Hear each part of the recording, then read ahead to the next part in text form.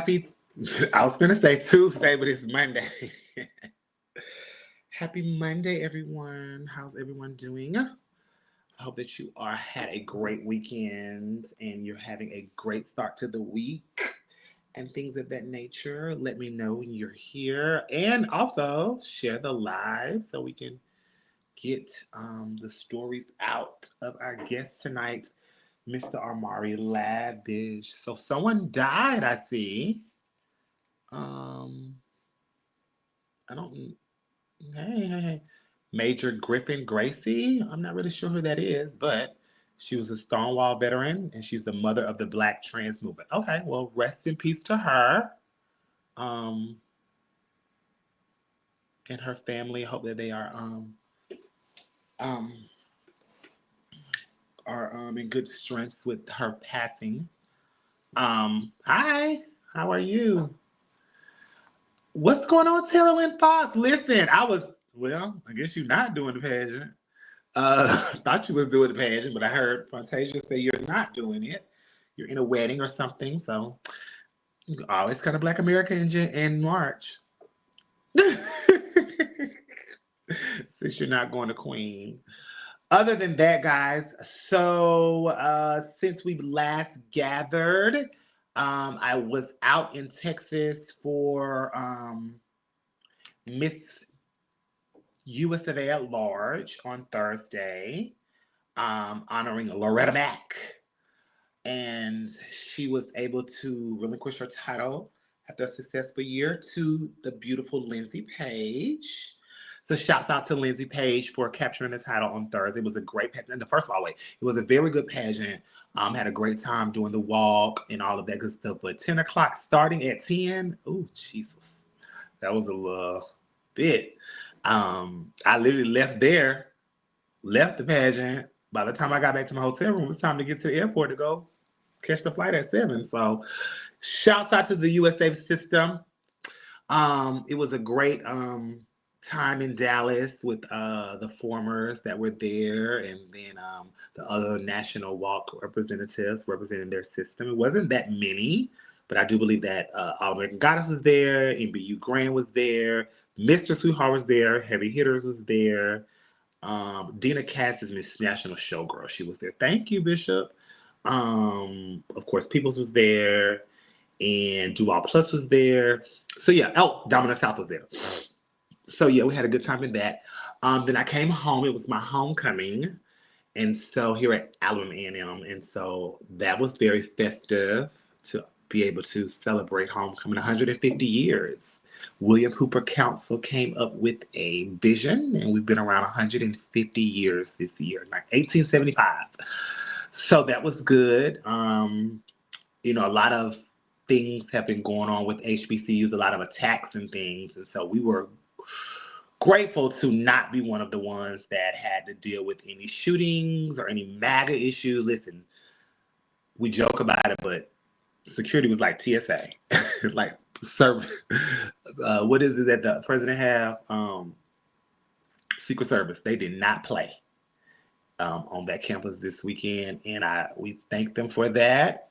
And so, other than that, we had a good weekend. This coming up, we will have a guest tomorrow. Julian Jackson has been announced, so we're going to kind of double up. Sometimes and maybe even triple up. So be on the lookout for that. We are in our last phase with our final 40. And so we will definitely be talking to people maybe twice, sometimes 3 times a week, to go ahead and get that done with. And then it's time to move on to other adventures. I don't know what those adventures look like, but I think that this chapter has come to an end. 2 years, January, we'll be doing this. And so I think that's long enough. We've talked to some great entertainers, both iconic and legendary, up and coming. We talked to some people behind the scenes when it comes to makeup artists, to the hairdressers, the people that put together the people that we call our icons and legends. And so I think we've done our just due. It's time for me to phase out of that and see what's next and what the role gonna be. Other than that, we have the baddest bitch and Mr. GQ coming up this Sunday in Tampa, Florida. So if you are 200 pounds or more, you can hit up Keziah Davenport Dupree as well as um, Jalen Bonet. Our guest is one of the owners, so he can definitely speak on that when he comes on tonight. Other than that, no announcements besides that. Of course, November the 3rd, which is the Monday after Universe, will be Flame Monroe's Green Party at the Lips. It's a battle between, I think it's four males and three females right now. I was fortunate enough to be booked there, so please come out and support Flame and what she's doing with the Green Party, the battles, the entertainers, and then I think everyone will head over to the Heretic for the first performance of the new rulers. So shouts out to whoever is going to be fortunate enough to capture that title. October the 31st through November the 2nd, I believe it is. Other than that, yeah, I'm gonna run on and see what the end gonna be. Other than that, Sasha's charity event is celebrating 10 years this December the 8th. So please support her in that. She has a amazing lineup of entertainers. I happen to be one of them. Thank you, Sasha, for the opportunity. So make sure you're coming out to the Heretic on December the 8th. Renaissance is coming up in November. I don't have really much on that. I am a former, go figure. What else is coming up? I believe we have Mr. and Miss and Plus Florida is coming up. So you can see the People's Court will be down there walking. Duo Distinction is coming up. EOY is coming up. So there's a lot of things coming up. So make sure that you're staying connected and tuned in. Other than that, thank you so much for the support. And I'm going to go ahead and get started because our guest is here. I'm not sure where my co-host is, but he's been absent lately. So if you don't see him the remaining of this time, then I understand why. But we're going to go ahead and bring our guest in. He is my brother. He's been in the game a long time.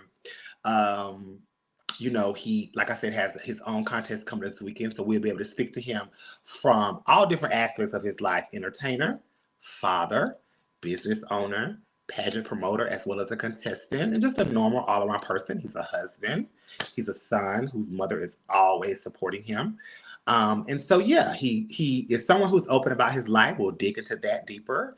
So, yeah, I want to bring on Mr. All Things Lavish, Amari Lavish. Just gonna bring it up. Going, wait, you got a hairstylist?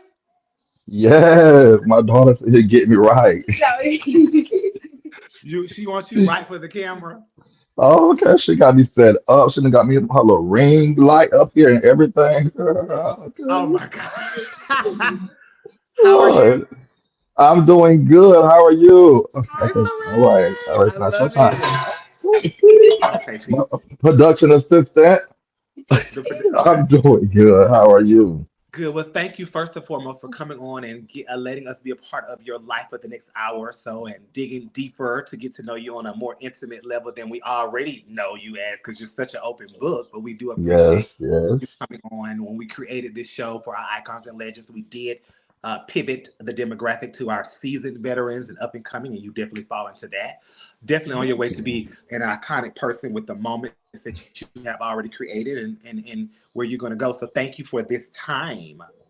Absolutely. Thank you for the opportunity. It's Yes. truly an honor. Before we get started, I need you to plug your contest this weekend for So me. this Sunday, right here in Tampa, Florida, will be Mr. Florida GQ at large and Florida's baddest plus bitch, honoring Jalen Bonet and Keziah Double D Dickerson.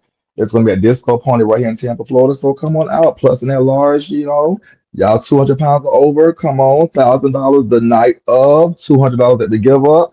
It's real simple. Just come, do your bookings for the other divisions, eat seafood. If you fight, just don't lose, and you'll have an easy run. And you want an easy reign. You won't get dethroned. The only way you get dethroned is if you don't eat seafood or if you can't fight.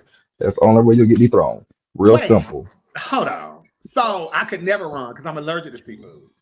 Okay, so then if you fight during your reign, just don't lose. Well, I'm not going to fight. Okay, then okay. Anyway, guys, you can see me performing and judging this weekend. Thanks, Amari and Mulan, for that. The peoples will be in the building. Absolutely. That's hometown. Darling and every we love them. So we're Yes, glad to and they have the love you. peoples in the They definitely building. love you. So I want you to take us back, Amari, as we begin the conversation. Talk to us because you're very open. Your mom is always with you. You talk about her all the time, along with your brothers. So I want you to talk about your upbringing. You know, your life before you Mhm. even knew what this would be as far as Amari Lavish. Take us back to who you were, how you grew up, and the things that you were involved in as a child. So I was very close with my mom. So we're a close knit family. So my grandmother has three kids. My mom is the oldest. So it's my mom, my uncle, and my aunt. And my mother got pregnant with me at 14 years old. And my grandmother, I don't know what would have happened had she not been as far as long as she was. She found out when she was 4 months pregnant.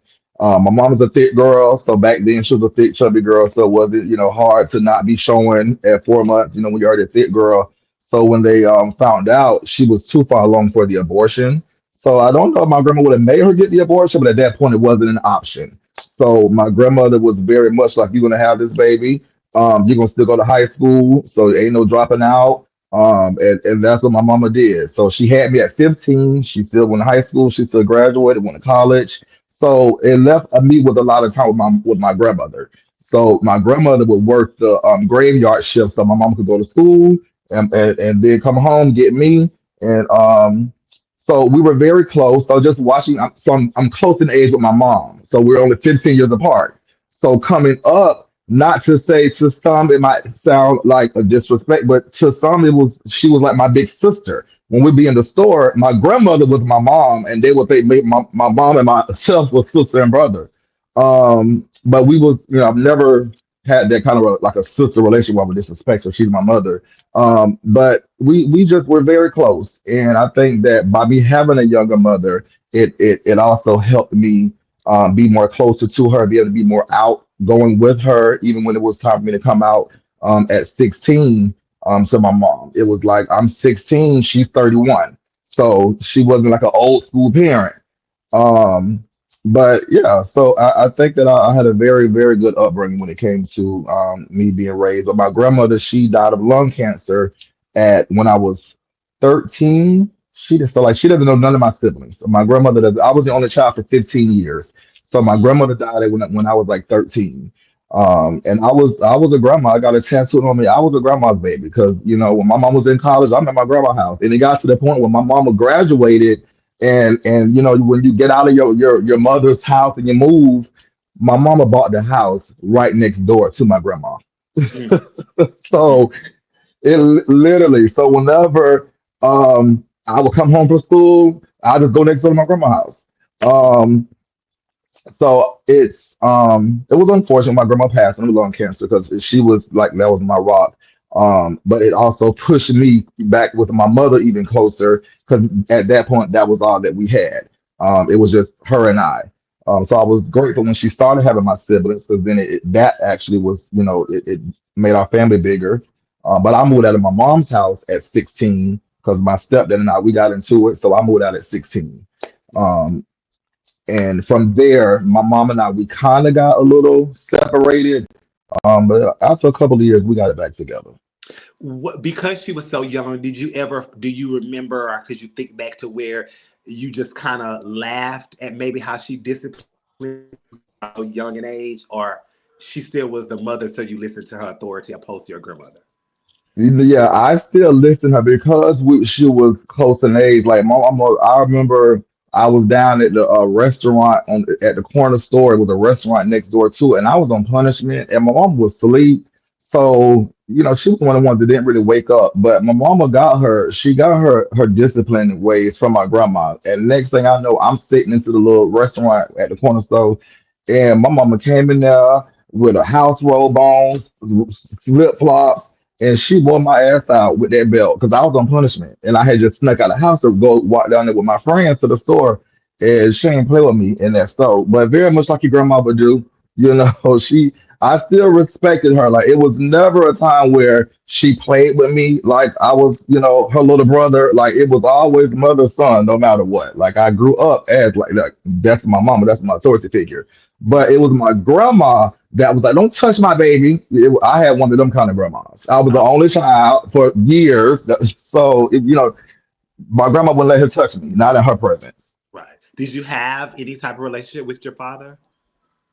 Um, so my biological father, I had a relationship with him until I came out.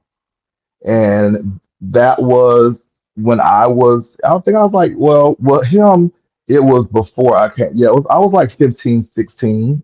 Um, and I have actually a lip balm on now. And he saw me with lip balm on one day at Adventure Island, the water park, and he was a volunteer at the water park. So I'm with my friends, and he said, "What's on your lips?" And I said, "Oh, it's lip balm or lip gloss or whatever." He was like, "Take that off your lips." And I was like, "For what?" He was like, "No, take it off." And so that was the first time then. And so then little later on when I did come out, he was like, "Yeah, ain't no son of mine finna be gay." But prior to that, yeah, I would like. I mean, they were in the eighth, ninth grade when they had me. So I would still go over to their house, my dad's house. They never got married or anything, so I would still go to my dad's house. I go to my grandma's house on his side. So I was raised up on both sides until I came out. How was that when you heard your dad say that to you? It's hurtful. It was hurtful. I think that's why I rock so hard with for my kids. Because I didn't have like that father figure. Like my biological father. I didn't have that in my life. And for him to tell me because of my lifestyle that I wasn't his child. It hurt. And then to know that I have a little brother out there because he had another son, and I think like he's a little older than Saray. Like Saray's 14, so I think the boy like 16. Mhm. Um, I mean the boy is younger. The boy's Saray's 14, so he's like 12 because my uncle died and we seen him. We went to the funeral. My dad's brother died. Like I'm my whole father's side of the family, I still talk to this day, except for that man. So Okay. my uncles, aunts, cousins, my his sister was just at my house. The one of my kids' birthday last month. Um, so I went to the funeral and seen him, and I had Saray, and I think the little boy was a little couple years younger than her, and and my auntie had said, "That's your little brother. That's Johnny's son." I said, "Oh, okay." Ain't never meet him or anything like that. And so my auntie was like, "Don't you want to introduce, I don't know the boy name, to Alex?" He was like, "No." He was like, "I only got one son." And my mama was there too, and we left the funeral after that. It was at the repast. We had went ahead and left because she saw, like, I think at that point it was in my face and it hurt. Then that's when it really hurt because now I'm a grown man with a daughter, and you're telling this child that's your only son as if I just don't exist to you. And karma, because when I got a little birdie dropped in my ear, they think that boy gay too. Oh wow. Oh, well, my cousin just told me at my son's birthday party. She said, "I think he's two cousin." So is there So any chance of healing or restoration with you and your father? Are you open to it? absolutely, he can die right now, and I wouldn't want to go to the funeral. Oh wow. We Amari. we've tried that. My mom, I got on my mom when I had my daughter because when you're in this lifestyle, having kids is so far fetched to people and to some of us as well. So my mother was like, "I'm gonna be a grandma," and she saw him at like Amscot, and she said, "I told Johnny that she got a baby on the way. I invited him to the baby shower," and I'm like, "For what, ma? Like, no, no." She's like, "At least if he want to come and let him know he can be a granddaddy." So the doors has been open. The door's been open, and throughout my siblings in high school, they played football and basketball, and he was the coach for basketball. And so whenever my brothers and would play, we would see him. He didn't speak. He didn't speak or anything. So the door's been open, and as the father, you got to come to the child. I'm not coming to you. You cut off this relationship. Okay.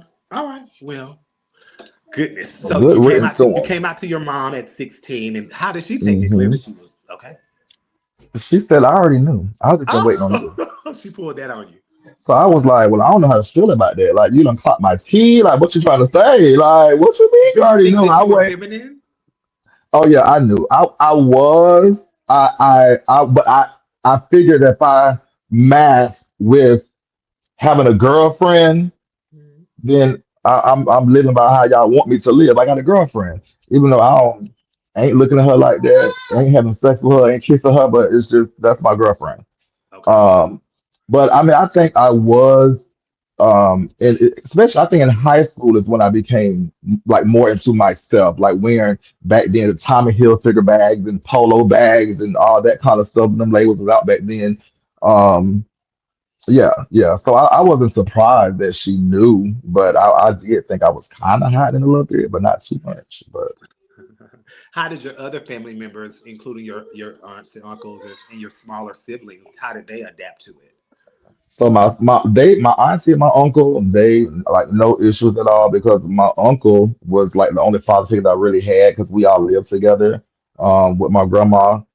So even with him, I mean he didn't treat me no differently. He still had me out there with him at night with the homeboys trying to pass me a beer or trying to pass me a black and mild to smoke at 13. Like my uncle was still the same. Same with my auntie.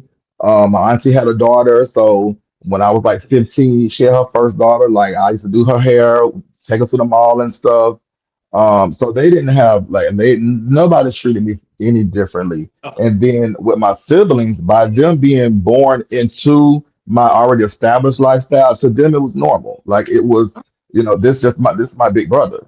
And I have like one of my brother that's right up under me, Anthony. Like he's like that's like my hitter. Like you can't even. I'll be at the football games. Then his high school when he was in high school, and you can't even utter the word punk or look at that sissy without him ready to square up and bust them in their shit. Like that's my brother. Like you're gonna respect him. And that's how he is. Like okay. for sure.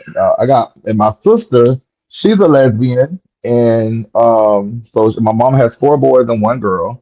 Hmm. And I think I do know like she didn't get the reaction that she thought she was going to get from me when she first came out to me. And it was just a matter of me letting her know, like, I've been in this lifestyle. So I know what this, I wouldn't want to wish this lifestyle on anyone. My kids, my siblings, like, I just I just wouldn't want to wish this because it's a cruel lifestyle. This is not an easy lifestyle. I don't want y'all to deal with the bullying that I've dealt with. I don't want y'all to deal with some of the names that I've been called just because of how I choose to live my life. So I was like, of course I'm gonna support you. But it's just I just wasn't like, oh my God, you're a lesbian. Oh my God, sister, yeah. It wasn't that reaction at all. 16, you But moved out. That is fairly young. You moved out yeah. on your own, or did you move it to in with someone else? So me and my partner at the time, my ex-lover, I was 16, he was 22, but we didn't have sex till I was 18. Um, so my partner and I can't see comments. Am I supposed to push something? No. Mm-mm. Or I can't? Okay. Um, so yeah, we were together, and he was at the house that day when my stepfather, my mother got married, and he was at the house that day with my stepfather. Like he wanted me to wash the dishes or something. And at that point, like I was tired. I had worked, and even in high school, I worked. I stepped on the step team and went to work after school. So I was tired, and it was something about the dishes. And I'm like, I had either sucked my teeth or something, and that man had jumped up and snatched me up by my like jacked me up on the wall like this. And you gonna do what I say, da da. And but I'm sorry, dog. This thing, I ain't no Tina Turner. It's gonna take you one time to put your motherfucking hands on me, and you ain't my daddy. And so that was the first and only time that man put his hands on me, and my mama sat on that couch, and I resented my mother for a long time because she sat on that couch, and she had my little sister in her arm. My little sister was just born like weeks before then, and I just felt like she didn't say anything. I felt like you just sat there and you watched this man just jack me up by my throat, and on this wall, and you didn't say anything. So I packed up all my stuff, and I had a car. I bought my first car was a 1988 Mazda 323, bought it for Okay. $1,000. So at 16, I was licensed. I had my own car. I was going to high school. Me and him, we packed up and we went to stay at my auntie's house, and stayed at my auntie's house for like 2 weeks. And she just was like, I don't want to keep seeing your boyfriend in and out of my house at night, da da da da, which I understood because I'm 16 and I'm still going to school from my auntie's house, but this is a grown man. He's 22, so he could come late at night because he ain't got to go to school, or after the club he might want to come over. So I understood that and we respected that. So after we left her house, we went and stayed in a hotel room. Mhm. So I literally, a lot of my friends in high school, they didn't know I was going to high school from a hotel room for about 3 months. But the one thing that my mother said when we went, because she still called me, we never had like felt I resented her, but it was never like I ignored her or we stopped talking. And she just said, son, I can't make you come back, but just promise me that you will finish high school. Just promise me that you will graduate. And I said, absolutely. So I still went to high school, and after about 3 months, we saved up enough money, and he and I we got our first apartment. So I was 17 when we moved into our apartment, and I couldn't be on the lease because I wasn't 18. So he got the apartment in his name, and I remember our rent was $390 for a one bedroom, one bath apartment. And I went to high school. I finished high school. I was still working. I still stepped in high school, made captain 12th grade year, and still graduated. Oh, okay. But I have to ask you, how does a 21, 22-year-old engage with a 16-year-old? Well, I was very mature for my age. I always was the tallest thing in school, so nobody really believes how old I was. And I was never one to lie either how old I was. And I told him I was 16 from when we met. And he kept, and I was just telling my best friend Trayvon this story a few weeks ago. He didn't believe that I was 16. I was like, I'm 16. And he was like, if you just don't want to talk to me, you can just say you don't want to talk to me. I'm like, no, I'm 16. And so he was just like, well, I'm just not believing it. But yeah, I mean, I was very mature, and I think, the maturity level was what really drew him in versus the age. And it wasn't something that he really, I would say, jumped on because he was hesitant. He was hesitant after he really believed me that I was 16. But it was really like closer to 17 before we started getting intimate. Because in our world, when I say our, the LGBTQIA, whatever, it seems like that Mhm. is so accepted and maybe just swept under the rug. But had you been in a heterosexual relationship, that's statutory rape. Right? Yeah. Yeah. Within So, statutory Yeah. rank. well, I'm Yeah. saying, so, Yeah, yeah. Which most of us we especially when we young, we don't like boys our own age. We want a man a little older. you're right. Um, and, I and mean, I so I'm not going. I can't judge you because I was definitely the same situation. Mine was maybe a little worse, but yeah, he was and I definitely didn't t- and I older. and I didn't tell my mom that he was 16. See, I initially told my mom that he was one of my friends from high school. I told her that he was a Okay, senior. okay. So I told her he was a senior because he was spending out of my house and everything when I was staying with my mom. My mama just said, keep that door open though. She knew the tea. But she just told me to keep the door open. And when he turned 20, he turned 22. No, I was 16, he was 22, so he turned 23. And my dumbass put happy 23rd birthday on the cake. And so I told my mom it was his birthday. We was gonna, do the cake and ice cream at the house that night for him. She was like, "That's fine." Da, da, da, da, da. And so I'm just, whatever. So then I had to think of another lie, and I was like, "Well, Ma, like, yeah, he's 23, but he was kind of embarrassed to let you know that he's still in high school." Yes, baby. Lord, and she's watching it, she's gonna die laughing. But I did. I said, no, I said he's in high school, and so he was kind of embarrassed to tell you that he's in high school. So she was like, look, they like 22, they in school. I said, yeah, yeah, they still there. Yeah, as long as you try to finish. I said, but he got to be done by 23. He get his GED. He got to have something. She's like, okay. Baby, 23, you graduated with your master's. That's like from high school diploma. Listen. I was like, Listen, how did I put this age on this K? Now I got to explain to this lady, this you man in was high young. school. You didn't I care. was Okay. right. I was 16, Okay. Well, it's nice of you to be able to but join us, Wendell. Um, yes, hey. so when did you enter into your first club scene? At 14, I went to my first club. See, I was 14, almost 15. I would say probably 15 in ninth grade. I was 15, and I used to talk to this guy. My very first boyfriend was this guy named Marquez, and he used to do shows and stuff. And he told me to come to the club and he'll get me in the club. And he got me into the Harbor Club. That was our club back in the day. So it was Harbor Club. That's when Antoinette Chanel Roberts, that's when she used to host there. Um, and so, yeah, that's how I started getting onto the club scene and Naomi Michaels and all of them. And it was just so different because I'm like telling my mom I'm going to the teen club. He's sneaking me in because he was on the show. And I just know him as my boyfriend, go to work. But now I'm in this club with all these punks hugging on you and kissing on you, sitting in your lap and all this. And I'm the stupid little 15-year-old.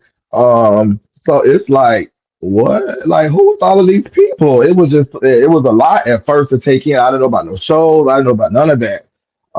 So it was I just was still dumbfounded too. The tipping and putting the dollars in the pants and all that. So I had an issue with that. Um, so so yeah, I was 15 when I got introduced to the club scene here in Tampa. I always find it so interesting how when we interview entertainers and they say, "Oh, I started in the club at 13 and 14," and I'm like, "What was y'all mama them?" Because at 13 and 14, Yeah, I was trying to still be like I roller skate and the scroll fit. Like I get it, but so your yeah, lover yeah. was an entertainer. Is this somebody that we know? Well, no, he's passed. Okay. He was somewhat local. He was like again. This was I was 15. This was just puppy love. Like my ex, Soray's other father. That's actually like my first official lover, who I was with. I mean, we're together 14 years, 13 Okay. years. That was my first lover. That was just a little boyfriend, first one to take me to the club. Baxter Braxton, he always laughs because he knows them. They from the same city, in Pahokee, in Florida. Uh-huh. But yeah, like it was one of the ones where I thought I was the only girl in the world, baby, until I got to that club that night and saw all the punks all over him and everything. I'm like, oh yeah, no, I can't do this. Like this too much for my little 15-year-old self. Like, oh, let me just go on back to high school. I just did. I can't. So yeah, it was. I wasn't really out there like that in the clubs. It was just that was my first experience. I didn't really get back into the clubs until years later. So speaking of getting back years later, when were you? So you were introduced to the club at 14, 15, but when were you introduced to the entertainment side of everything? How did that come about? So it actually came about Naomi Michaels. Mhm. Naomi Michaels, she was getting ready for a Dumar newcomer and being like going to the clubs and stuff. And one day she just said, I'm gonna take you to a pageant. I'm doing this pageant and da da da da. And yeah, I didn't know what the pageant was. And I went with her to like Antoinette's house in Orlando back in the days, and I was with her doing all kind of preparations for the pageant. And so then the pageant came, and I was there, and I was just like in awe at that time of like just the whole drag and the like just pageantry. But even still sitting there, it was never anything I ever thought I was going to even do. I never thought it was something I didn't sit there and say, oh, I want to do this. Even then, it was just okay. My sister, that's my sister. I was more of the cheerleader, like that was me. I never thought I would be Amari Lavish, now the five-time national title holder. Like I never would have thought that would have been me. At that time, I was 18. That we had just graduated high school, and me and my best friend at the time, we had went to the pageant with Naomi. Okay. So So what's her fault? I when did you blame her. I feel start all the it? time. So I started pageantry in 2011, 2010, 2010. Dumar Newcomer was my first pageant in 2010. So I started, so that'd have been like 10 years later. I was 18 with Naomi, and so then I started, yeah, that was in like 2002, and so I started shows in 2010. Mhm. And and when I started like doing the shows, like literally, I didn't have. So me and my ex, we got into it, and my and like even like after I wasn't working, he was the breadwinner, and so I had a flat tire, and the tire was $40, and I didn't even have $40 to my name to get a tire. And so this is a story that I always go back to just to reflect on my life, and always remind myself of where I came from to the point where I always say I would never go back to that point again. And Mhm. so I didn't even have $40 to get a tire for my vehicle.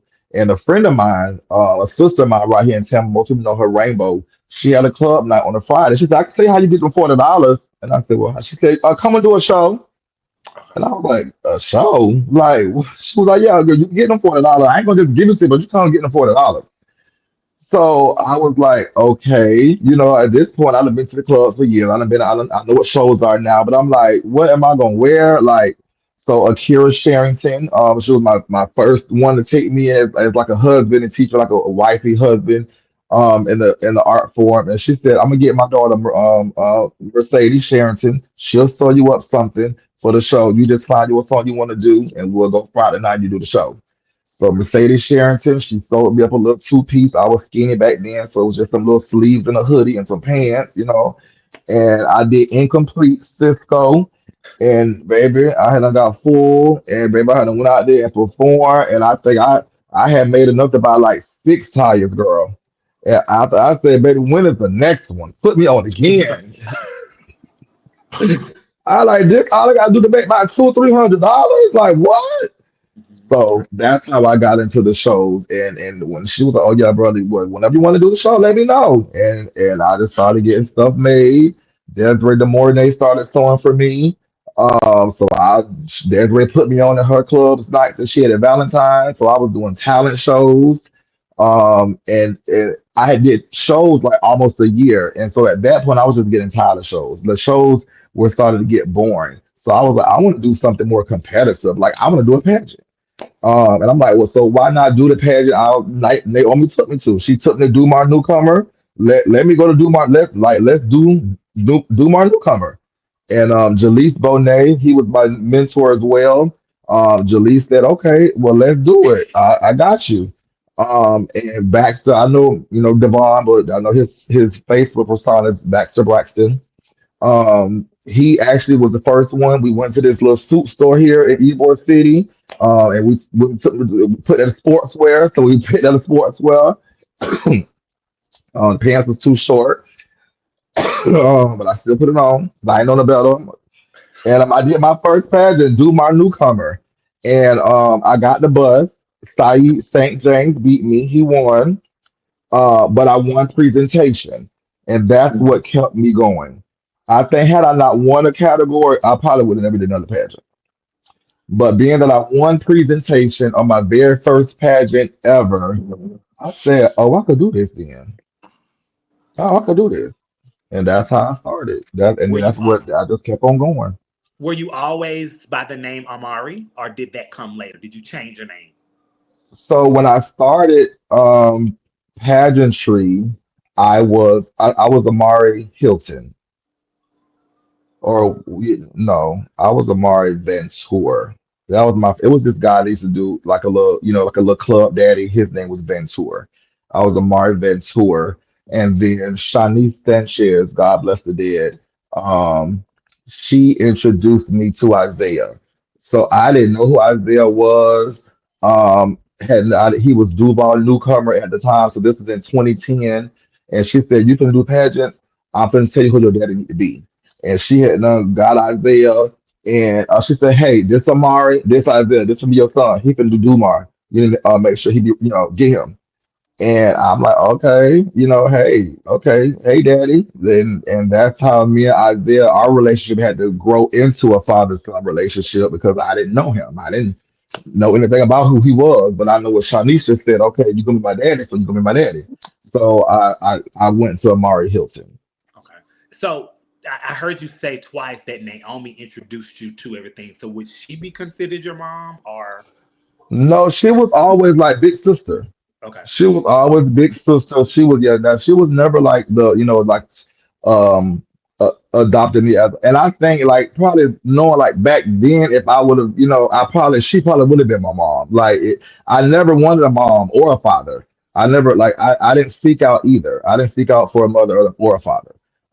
They all came to me. Isaiah was placed together by Shanice. Tarico just told me I'm your daddy. Antoinette just told me you my son. You just like me. So yeah, so I would have just navigated this on my own, some kind of way, trial and error. Right. Because you said you was intrigued by the money and then you kept going Mhm. when you won presentation. Anywhere in the beginning of who you were creating was ever drag a thought? No, Okay. So Mel no, Lee was always no. where it It stopped. was all Mel Lee. I didn't really start becoming more a dragonist because I say a dragonist instead of dragonist. I didn't really just start becoming more a dragonist until like more in the recent years. Earlier on, I was very just like I molded myself after Alphonse Dupree, Leandre Bonet. Like those were the ones I was watching. I mean, on like VHS tapes, like those were the ones that I was like really tuned into. Were those two, and especially they were local in Tampa, so it was Right. Alphonse and DeAndre. Those was the boys, and they Okay. still are. Okay. So yeah, that's who I was, intentionally at that time wanted to sex sales. So I was like that kind of male lead. Mhm. King, you have anything? Oh, Okay. So we're going to pause on the drag aspect of you and we'll talk about, some personal things, your likes and dislikes. Give us your biggest pet peeve. When people take stuff without asking, don't just take my stuff. thieves. So stealing? Thieves. Yeah, that could be that's technically what it I don't know is. where this was going to go, but okay, stealing. Thieves. Okay. Gotcha. It could be that. No, it could be just like my husband. It's like him. He like if I'm coming, I just got home and my Red Bull was out the refrigerator. Where's my Red Bull? Oh, I meant to send you $3 to get another one. How you know I didn't come home wanting that Red Bull? Okay. So it be little, little stuff like that. Just don't touch stuff without asking. Don't take no costume out my suitcase. I'll be right back. My kids or anything. Yeah, it's just that's just a pet peeve of mine. Okay. If you Much could come back farther. on Earth and be any animal, which animal would it be? Any animal. Um, if I could be an animal, I'm not even an animal person. I don't even know a lot of animals out there. I would say a horse Mhm. Okay. because I don't mind giving people rides. Uh, Okay. Your favorite season? My favorite season is winter. Really? Yeah, Is that because y'all yeah, don't really get it down there? Or are you just weird? yes, yes. And I like I'm so family oriented, and I would love to like deck the halls. We I want to go shovel snow. Have me and my kids and my husband. We go put on our boots and go. Baby, Oh, on yeah. Christmas, I'm out there on the barbecue grill. Okay. Yeah. Yeah. Like, Because it's warm. Speaking of Christmas, yeah. speaking of Christmas, besides your birthday, what's your favorite holiday to celebrate? Thanksgiving. Thanksgiving. Okay. Do you do most of the Mhm. cooking or is that other people? Yes, yes, I do. I do probably like 95% of the cooking because I'm very particular on people not being satisfied when they're eating. Okay. And that's an important holiday for someone not to like the food. Right. We're all a part of the same age group. So tell us your favorite boy band in our generation growing up. Boys to men. Okay. Well, okay. Boys to I was a men. Jodeci girl. Probably why I couldn't keep no the bad boys. I like my favorite was what's the one that spanned off from them? Bill DeVoe. He used to be Bev Bill DeVoe spilled Oh, off. okay. Yeah. from Yeah. Boys to Okay. Men. Yeah. Okay. Did you have a celebrity crush growing up? If so, who was he or she? It was Monica. Oh, okay. That's why I cannot wait to go to the concert. I hate it's in Atlanta on NBU Grand. I'm gonna send Ava a tip. But I'm gonna be at the Monica and Brandon concert on the I'll probably be 31st there on that with you. You know, Friday. I was uninvited to be there, so. But um, Okay, well, yeah, you know, I'm always it's a okay. part of that. No, I'm just playing. Gay Black Ohio didn't make the cut Sunday for the walk either. Oh, Um, so okay, yeah, so me and Carlos gonna go see Monica and Brandy and Kelly and all them. So yeah, we'll definitely keep you posted when they come on out. Let's go to the okay, got you, concert. got you. If you could live in any decade or relive in any decade, which one would you choose? The Millennium. Okay.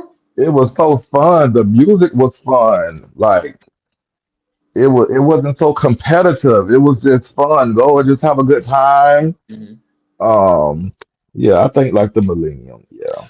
With what you know now, would you consider yourself a Malcolm or a Martin?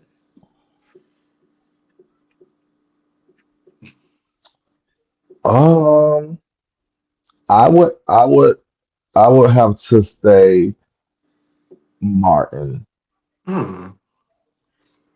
because I'm very as with like just like having a dream is me. You Okay. straight give Malcolm tease, You are so so Malcolm. I have a you, dream you that straight one give day Malcolm tease. We'll go with that all if you of want us us to will believe get out of the that. hood. Okay. What's your favorite food to eat? My favorite food to eat. It's so crazy because everyone would say is seafood because I eat it so much, Yes. but it's actually soul food.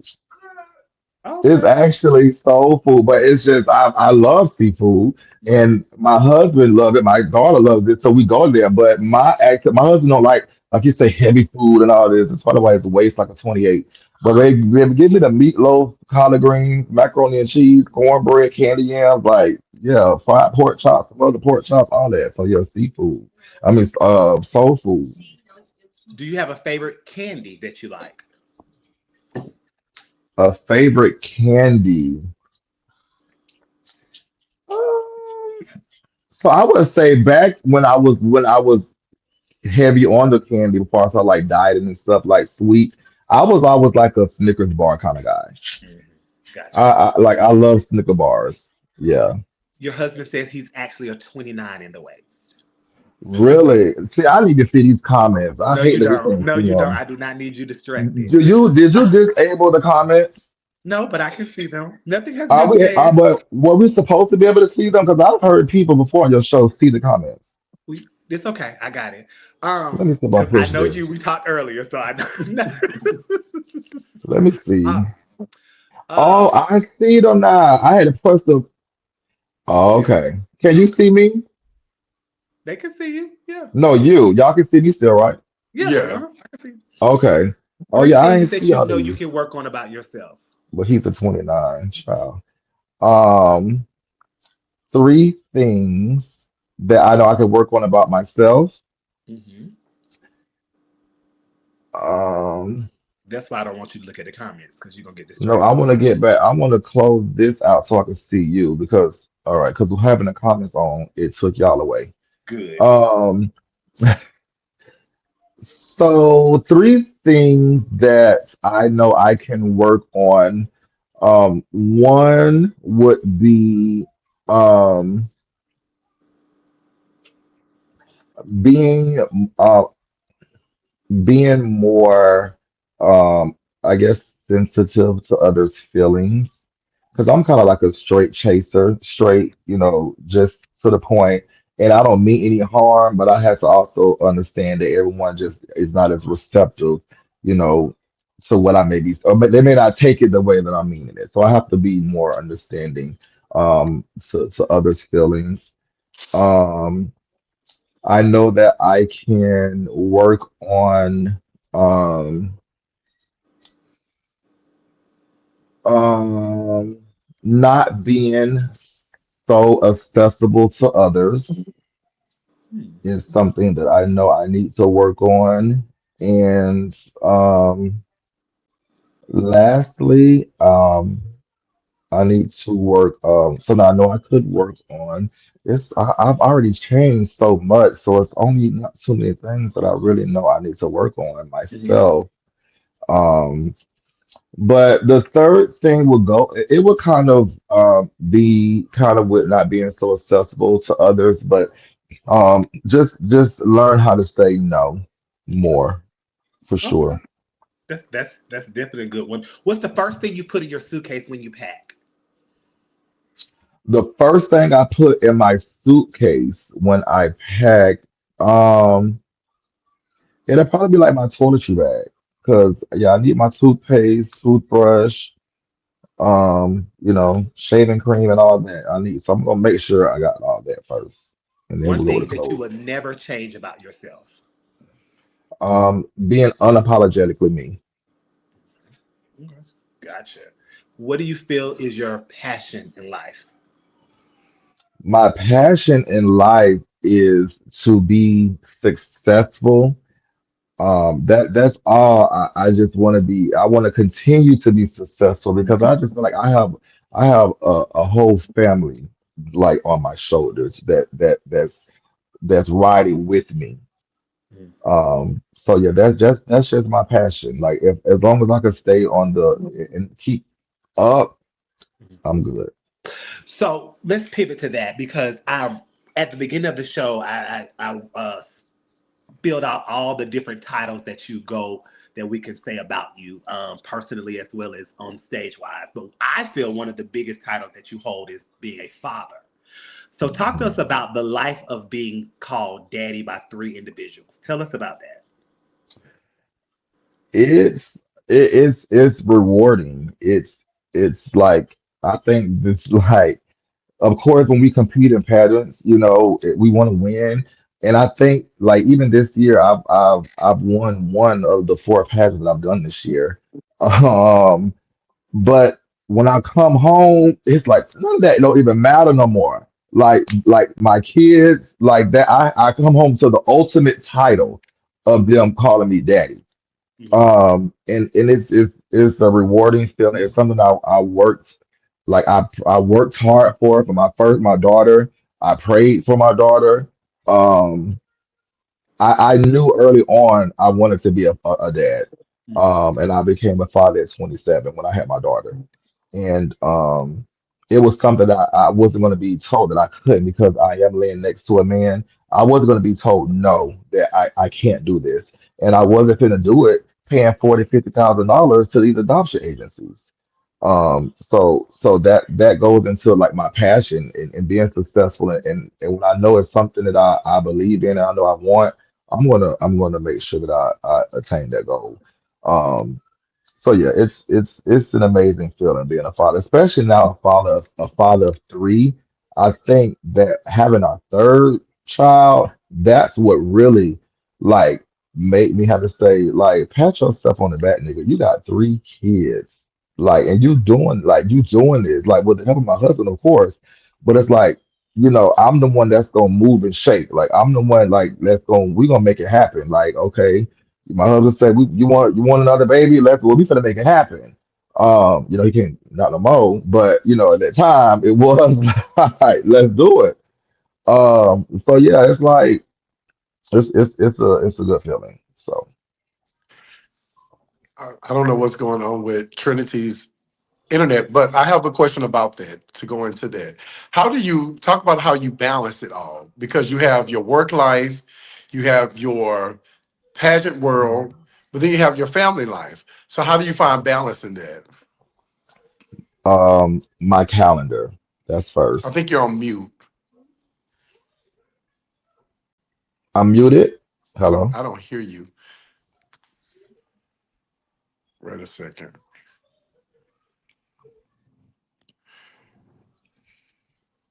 I think Trinity done did something to all the internets. Can y'all hear me out there in the comments? I think Trinity done did something to all of them. Okay, Maria said we can big said, yeah, they said they can hear me. Can you hear me, Amari? I can hear you. Do y'all hear me? Yeah, they should, because I can hear you, so they should hear you. Let's see. They said they can hear me. Can Can y'all y'all hear me? hear? We can hear you. Yeah, Marcus said that they can hear both of us. I can hear y'all. Can y'all hear me? Yeah. Okay, go ahead. Go ahead, King. I can hear you, Amari. Okay. So balance, he asked about balancing, and I would have to say the first would be my calendar. Like I absolutely live by my calendar when it comes to scheduling because I have five schedules that I keep up with. Mine, my husband's, and our three kids. So not only am I work, do I work, I have doctor's appointments, dentist appointments, pageantry, bookings. My husband, I want to support him. He's a cheerleader. He has, his own work schedule. And then our three kids. So it's all their schedule, doctor's appointments. Um, so yeah, so it's the calendar. I live by my calendar, and I'm very old school. So I have one of the little desk calendars that I write on. I don't use my phone. I need to see it on my desk, write it down.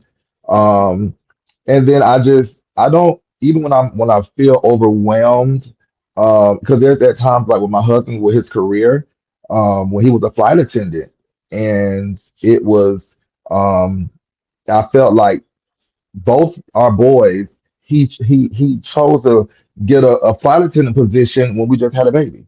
So I think that was I was feeling the most overwhelmed because we with Sabrion, he got the job with Southwest, and yes, we're happy, we're excited, and he goes off to training for a month, and here I am with a 2-week-old baby and our daughter.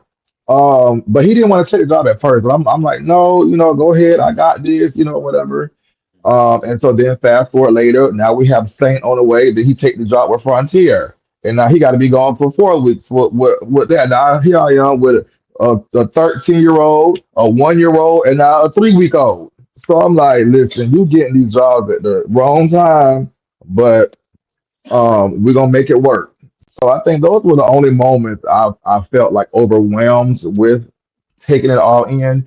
But I have an amazing mother who is an amazing grandmother, and I promise if it was not for her, I don't think that Amari Lavish would be at the events that I'm able to be in because sometimes Brian's at work as well, and my mom would say, "Well, just bring him over here." You're going to work. You ain't going to run the streets. You're going to work.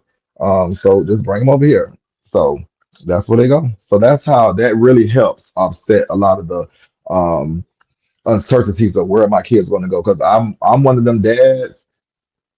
My kids don't get dropped off in anybody's house. And some of y'all don't know it's where y'all see me, but I've been at bookings that I've had to cancel that y'all wouldn't even know because if my mama can't watch my kids, I'm not going. Right. And I'll be right here in this house with them. What do you think, or do you know, has been the biggest lesson that your grandmother, as well as your mother, taught you that you now carry on to your children, teaching your children? It would be respect. Mhm. Like it would be respect. Like that's something that we my grandma, she didn't play around. Like when it came to respect, you're gonna respect your elders.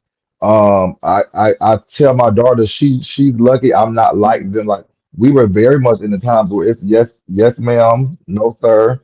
It was in those like that's how I was. That's how my grandma raised my mom. That's how my mom raised me. And I think that's what I carry to my kids. I'm big on respect. I tell my daughter, certain things that I know she cuss and all that. Like I tell her, just don't disrespect my house. Because what you do in high school with your friends, I'm not even going to go to no high school and try and be outside the door and listening to see if you cursing in the high school. But when you get in my house, don't disrespect my house. Right. Well, that makes sense. So, with you having three kids and you're in this life, I'm sure you see and you hear other people, maybe on social media or whatever, say that two gay men can't raise boys to be men. What is your thought on that? It's my uh we can do and raise whatever the hell we want to raise. That's my initial thought. I don't care if it's boys, girls, whatever. We can and we can raise. our boys to be the smartest, richest, wealthiest men of all time. It's all about upbringing, and so it doesn't even matter the gender, but the community, well, not the community, society, they put this whole negative stigma on same-sex couple raising kids to where it makes you not even want to have them. And my husband is one of them because he prayed against having a boy because he was more worried about his son not accepting him, as a gay man. I remember Brian had irritated me to the point, like, just of him telling me, like, now I can't wear, my crop tops. If I want to wear, my skirts, and I can't wear that. How? Like that that's not going to influence your son to wear, if you wear it when you go out, he's not around the house in those skirts, and when we trust him to go to the club, you feel your skirt, your little skirt look, we're going to the club. He ain't gonna be in the club. But Brian was more very much like scared of raising boys because he just scared of the kids, just disowning their father. Um, but it's sad. I think even not even just boys, the community in the society is still not used to same-sex couple raising kids. Well, I'll never forget when my daughter, we don't when I had my baby, we they don't look at two men and think when you have this stroller or this car seat that you're holding, they don't that their first thought is not, oh, your daughter is so pretty.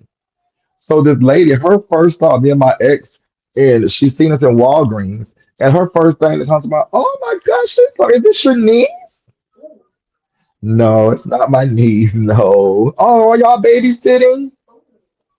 No, this is our daughter. Oh, oh, she's so pretty.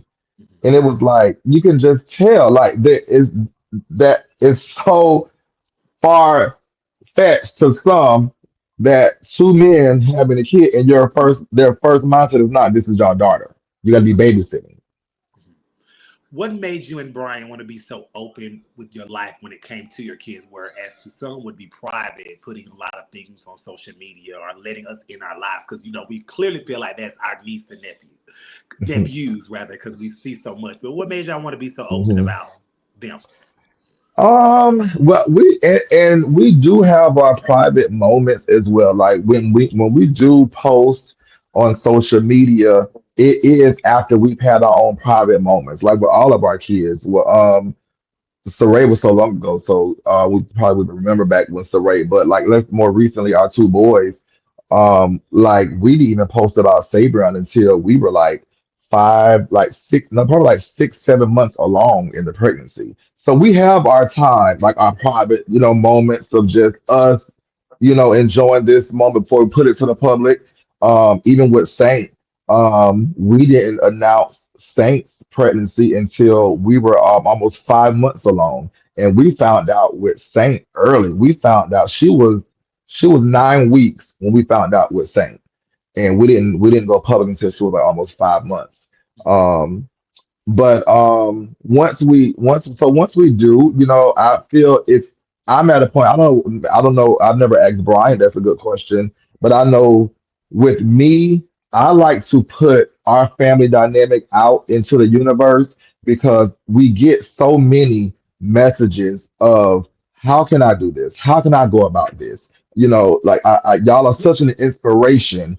So I think if even we can just inspire one person by sharing our story as two men in the same sex relationship, then I think that's the whole point behind me not being worried about being so transparent when it comes to like our kids and our family dynamic on social media. Because you're so open, and then we live in a viral world, and people can see a lot of things.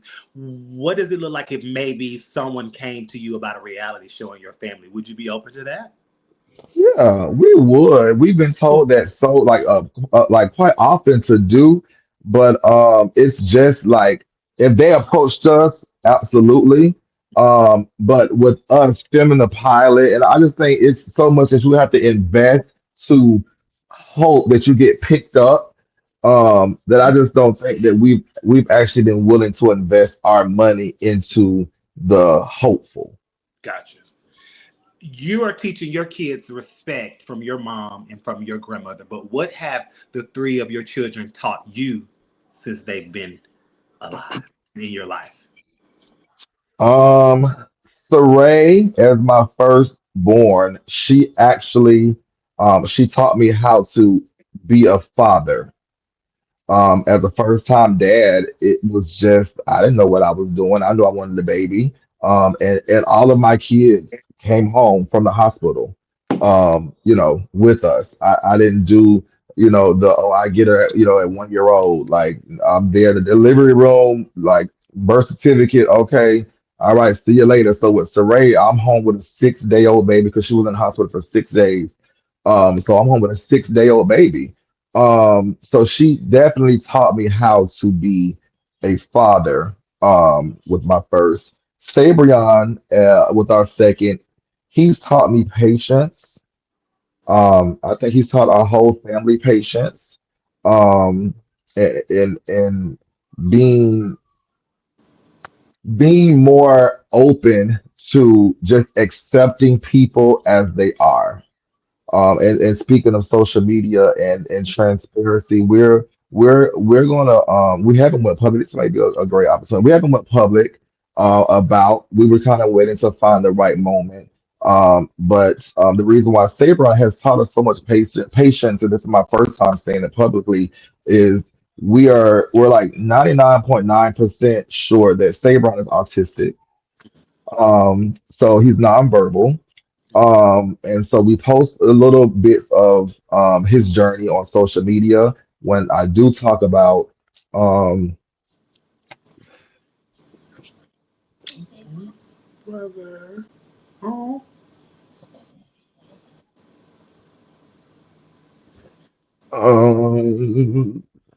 when we do talk about the journey, because there's nothing that myself or my family we want to be as if we're ashamed or is he's our blessing. Like it was meant to be. Like I think he was meant to be born into our family, and he's taught us how to love each other for who they are. And I don't look at him any differently. And so then having our third child, which is we see like he's already talking, and we see like the signs of an active third baby at 1 years old now.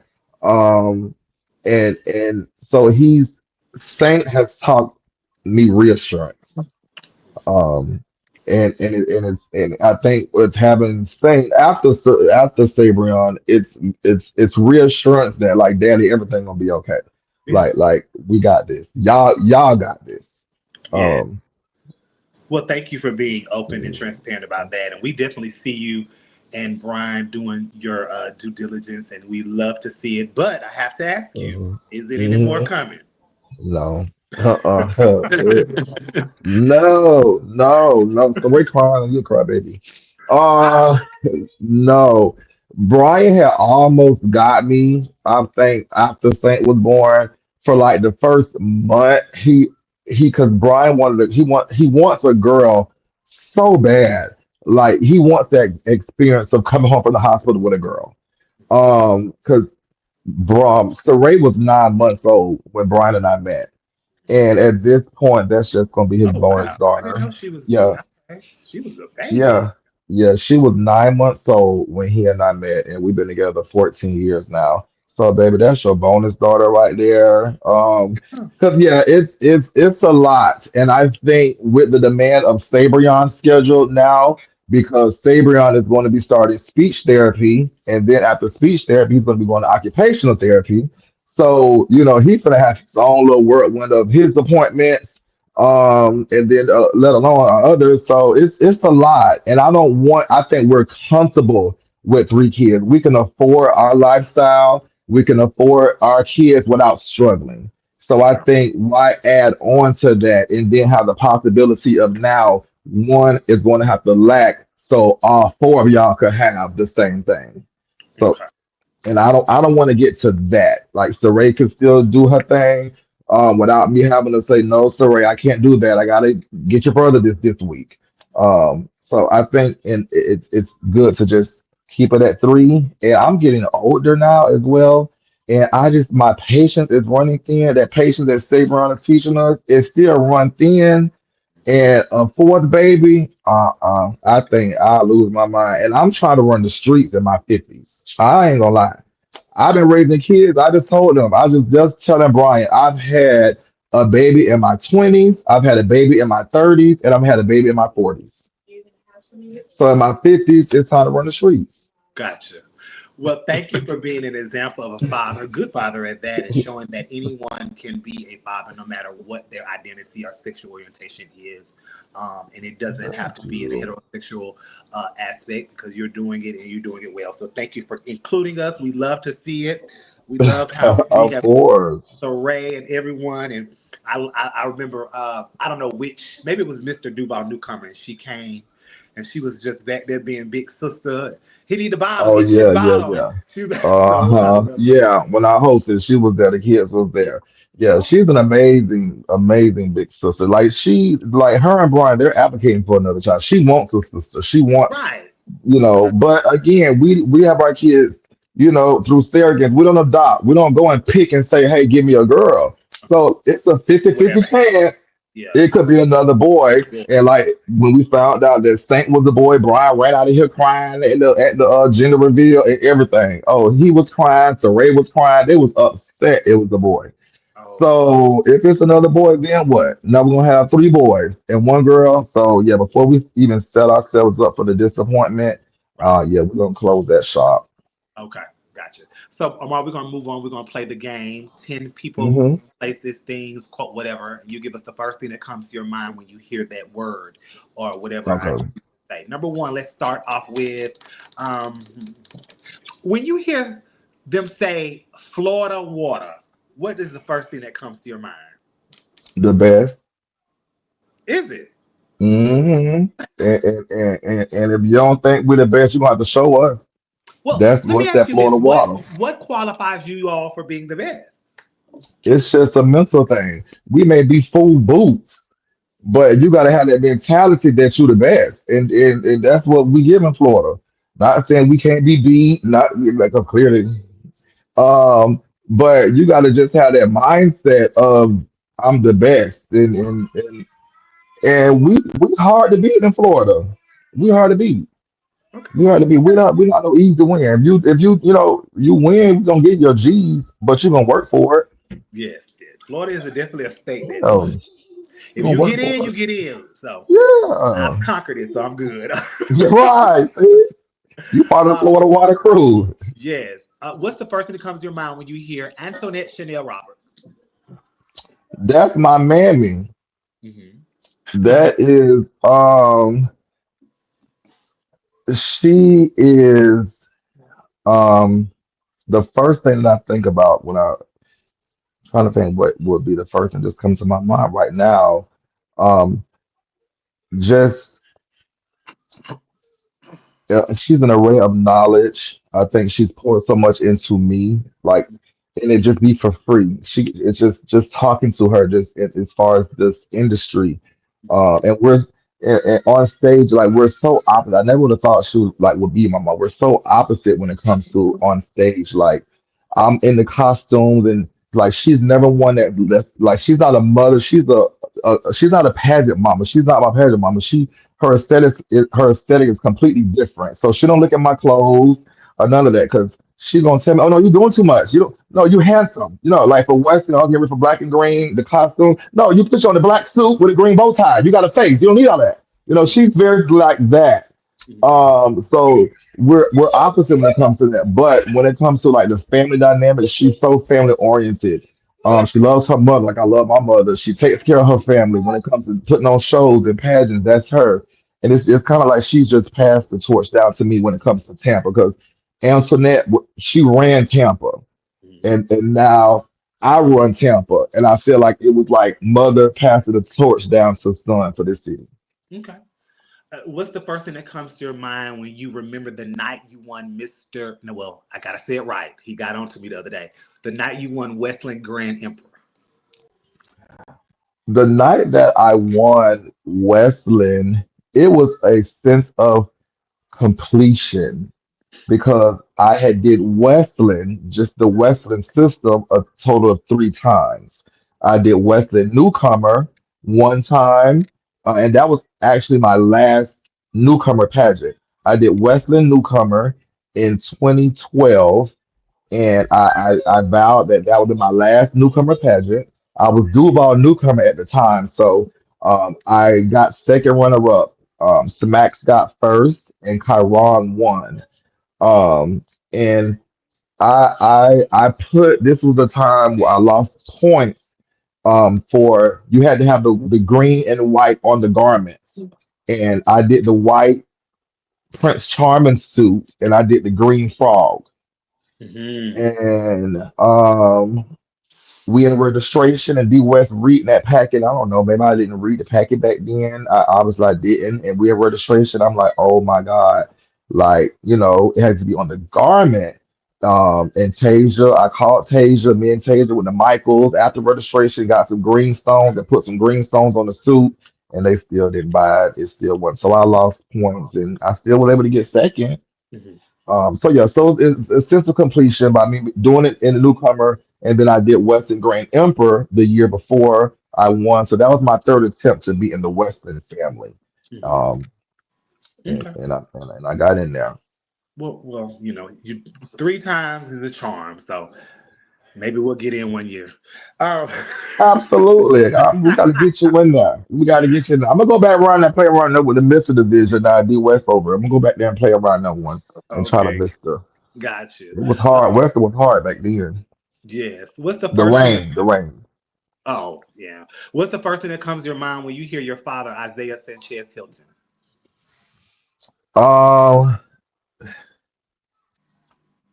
like he's that's just my little blonde. Like that's my little blonde, my daddy, my blonde girlfriend, my blonde daughter. Like she's just Isaiah is just a blonde. Isaiah's oblivious to everything and anything, except for dancing and Prince.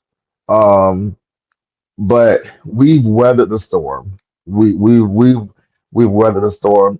We went through a time, and I dropped him as my father, and I because my name went to Amari H. Lavish, and I just felt like when it came to us being put together. We didn't have at that. We didn't grow. We grew into this father-son relationship, but we became more close, like it's family, not just gay family. He was holidays here, my kids' birthday parties, so we were more family, like in real life versus pageantry. In pageantry, I just didn't see him as a gay father. I don't, I don't come to you for ideas. I don't come to you for help or any of that. He's supportive, but it's just we just didn't have that run, and we yeah. So I did tell him I think we should just let's just end this father son relationship so it does not hurt our real relationship. Hmm. And so that's where we went, but it's just been so still. It's when something's meant to be, it's meant to be. I still respect him as my father, Hilton. He still respects me as his son, and I think that it's something that's just it's just been meant to be. It's just there. Like the dynamic is still there because this has been probably about 5 6 years ago, and we've grown back together where we're supposed to be over these last 5 to 6 years since we had that conversation. Like he's fixed what I wanted him to fix, what I talked to him about. Because I'm older than Isaiah, so I didn't, even with me being older than him, it was, that also played a part too. But we've definitely mended our relationship, and now my dad is Mr. Continental. So now you really can't tell me that. I'm glad we fixed him before he became Mr. Continental. So I can be like, yeah, that's my daddy, Continental. Right. Okay. Number five, what's the first thing that comes to your mind when you hear your friend Smacks, Catravion? That's my ride or die. Like that's proof that pageantry is not all bad. Like we don't it don't have to be about a competition and everybody be so catty. Me and Smacks, we became this close and best friends by me beating his ass in pageantry and him beating my ass in pageantry and us still going home and like, girl, what's tea? What we finna go eat at? Let's go get out this makeup. All right, I'll meet you at the Waffle House. Mm. Like and me coming as newcomers, we like that was the only one. Everybody used to be so when they started, it was they just was so catty and especially when I had as a newcomer when I was on my run as the hottest, the hot newcomer, we all got our season. Mm. And in my season, you just had some that just didn't, rock with you. But Katrina was one of the ones that it didn't matter if I won, he won. He ain't changed, I ain't changed, and we proved that pageantry ain't gonna come between our friendship. Now, we don't compete against each other. Now, that's just a rule because that's my best friend. We will address each other before we compete against each other. But that's definitely my ride or die for sure. Number six, what is the first thing that comes to your mind when you think of your queen, Nikki Diamond Simone? Nikki is the one that actually, she was the first one that pulled me to the side after a pageant and she humbled me. And that's how we then became so close. And who would have ever thought she would even have been my queen, and then to being one of my sisters, and then to even being at my wedding. That's how close we are. Um, and in doing so as a newcomer, I was winning Duval, Dumar, Elite Newcomer, Capital City Newcomer, and so then I went and I did Port City Newcomer, which I won. But even with me winning the pageant, she came to me. I didn't know who the hell Nikki Diamond Simone was. So this was in 2012, and she said, "Hey," she said, you're good. You're good. You have nice clothes." She said, "But your clothes ain't gonna sell themselves. Dang. You're okay. Your clothes ain't gonna sell themselves." What is he running from you? Say, say hi. Want to say hi? Say hi. What? Say hi. Say hi. Say hi. He's so cute. No, he waving. There you go, Oh. big one. Um, so she said, your clothes, you have sickening clothes. She said, but your clothes ain't gonna sell themselves. She said, you like this on stage. And I had never had nobody to go again. I didn't have nobody walking me through this. I navigated through pageantry on my own. Isaiah was a newcomer, so he was Duval newcomer, so he was still learning himself. Um, and he crowned me Duval newcomer. Mm. So I navigated. That's why, like, I pride myself on no one can take credit for Amari Lavish's success but me, because Yeah. I figured this out on my own. And when she said you need to sell your, so I'm thinking as long as I got the nice stuff on, y'all supposed to just buy it. And she said no, you need to sell it. You need to model your stuff. You look real dead on stage, but you got nice stuff. I was like, oh, okay. Well, I thought I was sickening out there, but okay, noted. And then fast forward 5 years later, we're Sweetheart Plus and that launch together. Mm. Look at that. Okay. Right. Yes. So yeah. Seven. Uh, he gonna get on to me if I don't ask, but Baxter Braxton. What's the first thing that comes to your mind? Baxter is he he don't really, I hate that people see him in a different light Mm-hmm. because of the Baxter and Associates. But I get it. You gotta do what it's kind of, baby, gotta do what works, baby. Mm-hmm. Baby, sell them prelims. But I like that's my friend. That's a mentor of mine. That's someone that besides all the messy Facebook stuff that I know his heart.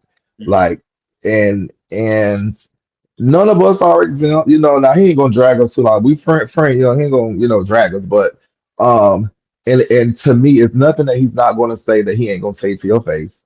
Mm-hmm. But like I mentioned earlier, my very first pageant, because I was already the show boy here in Tampa. So now I was the next boy to do pageants. It wasn't other boys. Orion Valentino had already stopped doing pageants. Alphonse and all them had already moved from here, and they were established. So I was the next boy from Tampa. So Devon took me under his wings, and we went to that store. And it's still to this day. Devon lived 5 minutes away from me down the street. um, he's still one of my biggest support systems. I can still call him, get him some ideas. He actually just reassured me for Black America, something that I'm working on for Black America, and get and confirm what I wanted to do. So he's his heart is really pure, and if he ride with you, he ride with you. And if he don't, he don't. But yeah, I think that he's definitely he's still someone I consider my mentor, my friend, and um he's just he's just Baxter Braxton to some. Okay. Number 8, what's the first thing that comes to your mind when you remember the day, and you've been open about this, that you were released from prison? So the day that I was released from prison, my mama said, "Well, you want to go eat it?" And I said, "Waffle House." And we went to Waffle House. So that was an amazing experience. But so let's just say out of jail that we went to Waffle House. Okay. So to be technical, when I was released from prison, I was released from prison to the county jail in Georgia. Hmm. And then I had to get extradited to Florida to take care of warrants that I had in Florida for a violation of probation.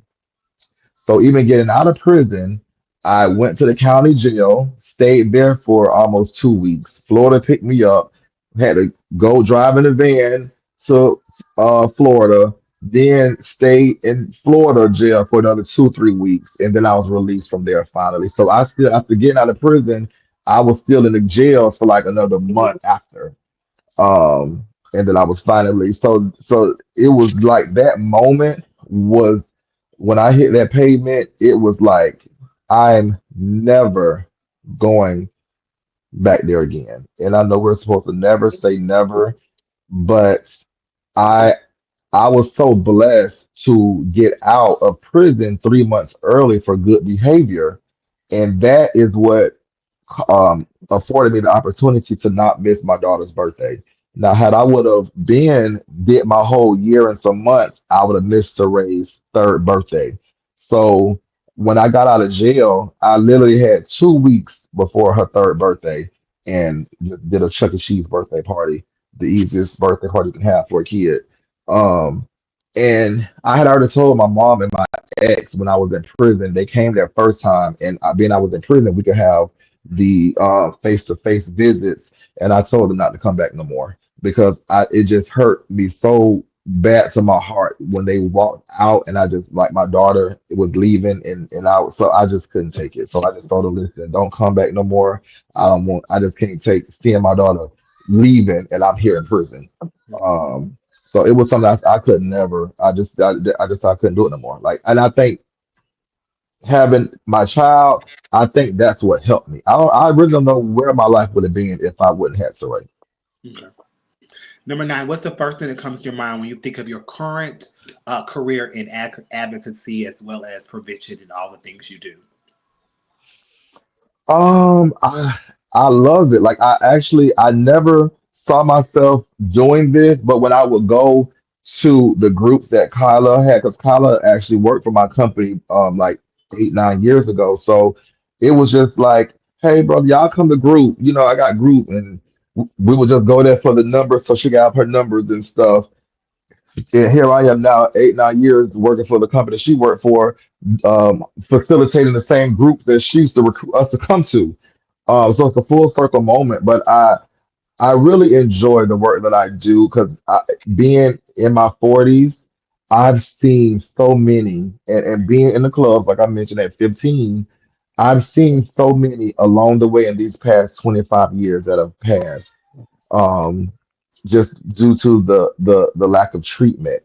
So now I feel like being a resource for the community.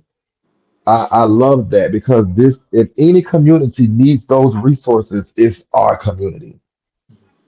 And and our community can also be their own killer because some don't take advantage of the resources that they have.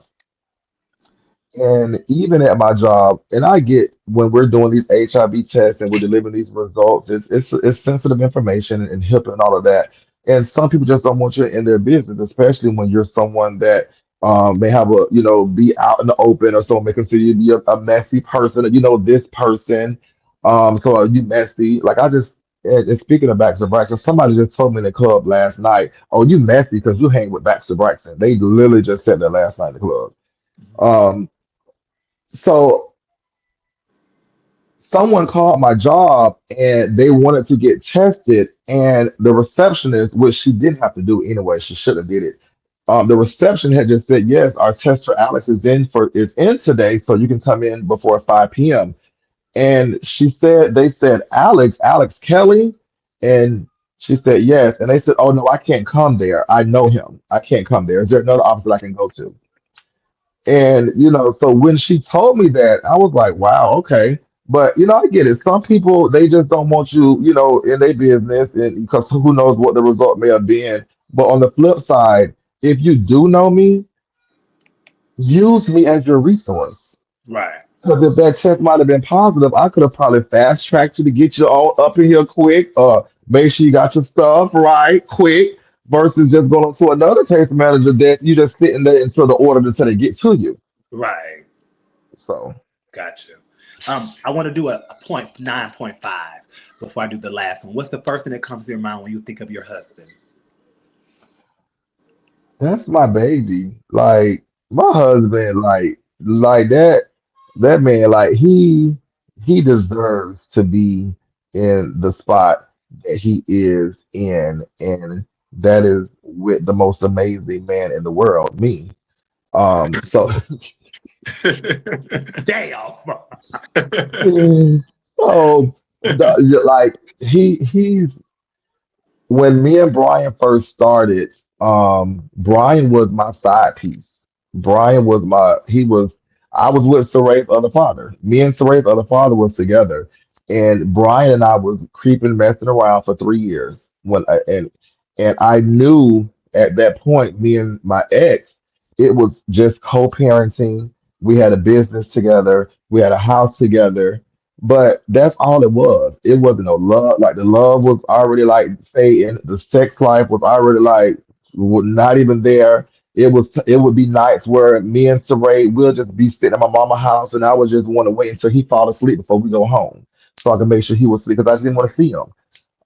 And so me and Brian for 3 years we did that. Like we met up at pageants. When I had bookings, I send him a Greyhound bus ticket, tell him be at the Greyhound bus stop at this time, and I pick you up when we get to this city. We'll stay in this hotel room for the weekend. Um, and his friends and his family would tell him, "You so stupid. That boy ain't gonna never leave that man. You dumb. You stupid. Why you still with him?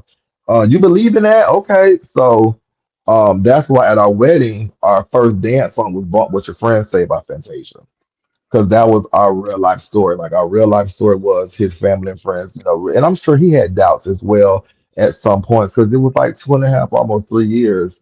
But what it was, we met in 2011 and got together in 2011, and then he moved to Tampa in 2014. Um, and so I just felt like with me and my ex, we finally were able to dissolve the house, we'll sell the house, and I told Brian, like, "Hey, like, you want to come visit?" He came and visit. He went back, and so then a couple of weeks later, he was like, "I want to move to Tampa." And I was like, "What?" I was like, "I'm getting out of a relationship for sure, for sure. I'm still trying to pick up the pieces and move me and Saray out of here." And I said, "Well, let's just, let's see what happens. Let me finish getting this together here, cleaning up this mess." And so then that man had told me like a few weeks later, he was like, "Hey, I got an interview at Wendy's down the street by your house," because he had asked me like a few weeks before, "What's your zip code?" Child, this man was setting up interviews and everything, like in Wendy's and Walmarts and stuff in the area. So that was admirable to me because at least you're trying to move here with a job. You ain't trying to come here and be a burden. You like really trying to. That showed me that you are really trying to come here and for a change because he was tired of Montgomery, Prattville. He was like, "What nothing there." He's ready to get out of Prattville. Um, so I'm like, okay. So I thought about it. I'm like, you know what? Bye bye, bye bye. So I'm like, after 3 years of this man meeting me at hotels and Greyhound stations and pageants, and me having to tell him, hey, can you delete that post? Because he would put like my initials on his post. And at this point, my ex was already getting kind of hip to Brian, and he started following Brian on Facebook because he started seeing Brian in pictures, and I would tag him as just a regular dancer in pageantry. So I was like, okay, I think he kind of getting hip, so he kind of watching your page. So it was times I would have to tell Brian, you mind deleting that post? You put my initials in the post. I think he can kind of pick up on that. And he would delete the post. So I'm like, hey, after 3 years of that, if I'm gonna get back out there dating again, like for real, it needs to be this man. Like this who it need to be. I owe him that. Like I owe him that opportunity to fully allow me to be openly here and him to allow me to let him be openly mine. And that's what we Okay. did. So let this be a lesson to everyone watching that will watch that you can be the side piece and make it to the main. It is Yeah, possible. and I don't believe in all that. Like, what you gonna lose your man the same way you got him? No, because he didn't take me from my situation. He didn't No. take me from my situation. Okay. And so the last one is what does it mean to you to be the next Mr. Black America? Ugh, fulfillment. I think if I was when I win Black America, I don't think that I would have to win another pageant. I would be okay with winning Black America and retiring. I think that will show my generation and those before and after me that we don't we these titles is not a certain look or aesthetic that you must feel that you have to possess to win. I have so many people that I don't want to say going against me, but that are so against me doing Black America because they feel like my aesthetic is not aligned with Black America.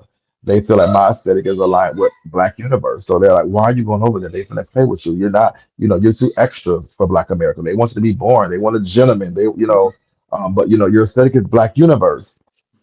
So what it would mean, it would be a sense of fulfillment and um just achievement to the community, not only to myself, but to the community of believing in yourself. And I think that is what this is going to mean. Because if I would not, I promise, if I would be a person that have a sense of doubt, or if I'm not believing in myself, I would not be doing the pageant because the I would have already been so turned off from Black America because of the feedback that I get that is more against me doing it. But I believe in myself, and I believe that I've watched that pageant. I've done it before. Many people don't even know that this is my second time doing Black America. I did Black America in 2013.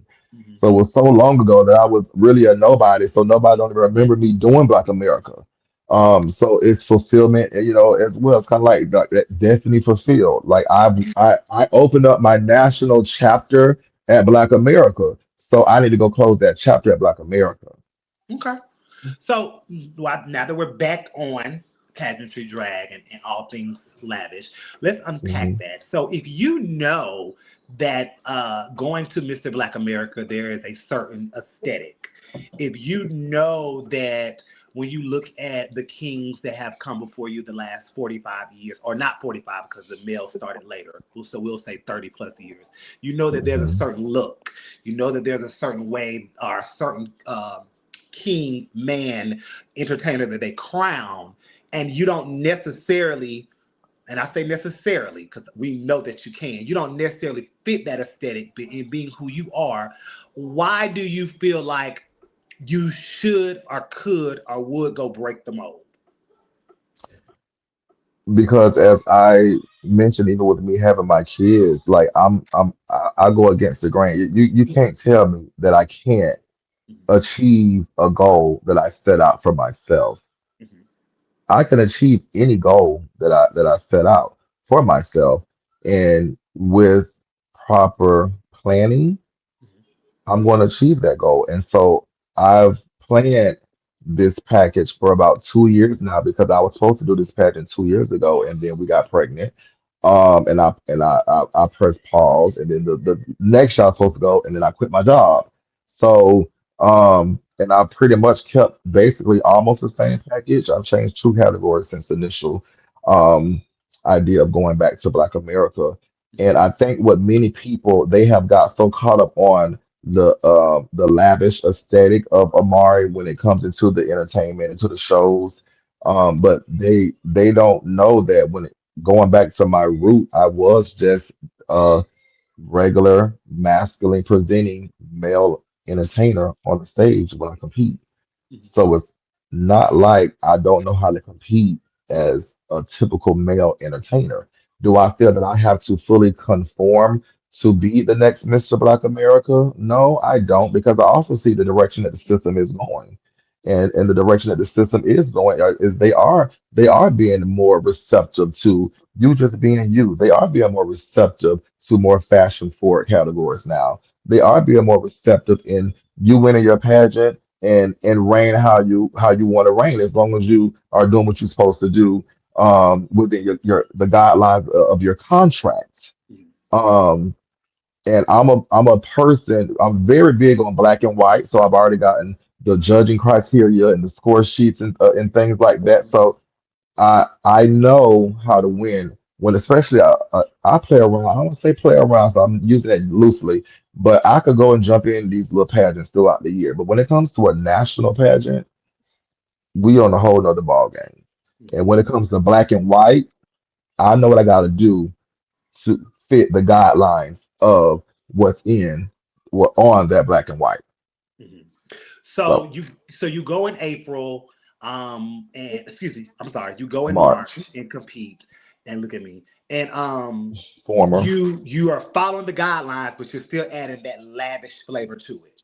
You get whatever happens at the end of the night. You're not successful this year. This is just hypothetically.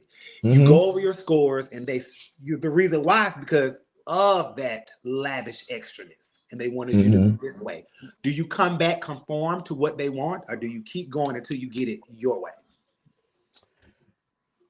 I think if I felt like it was because I was too extra, I don't think that I would even be doing the pageant Okay.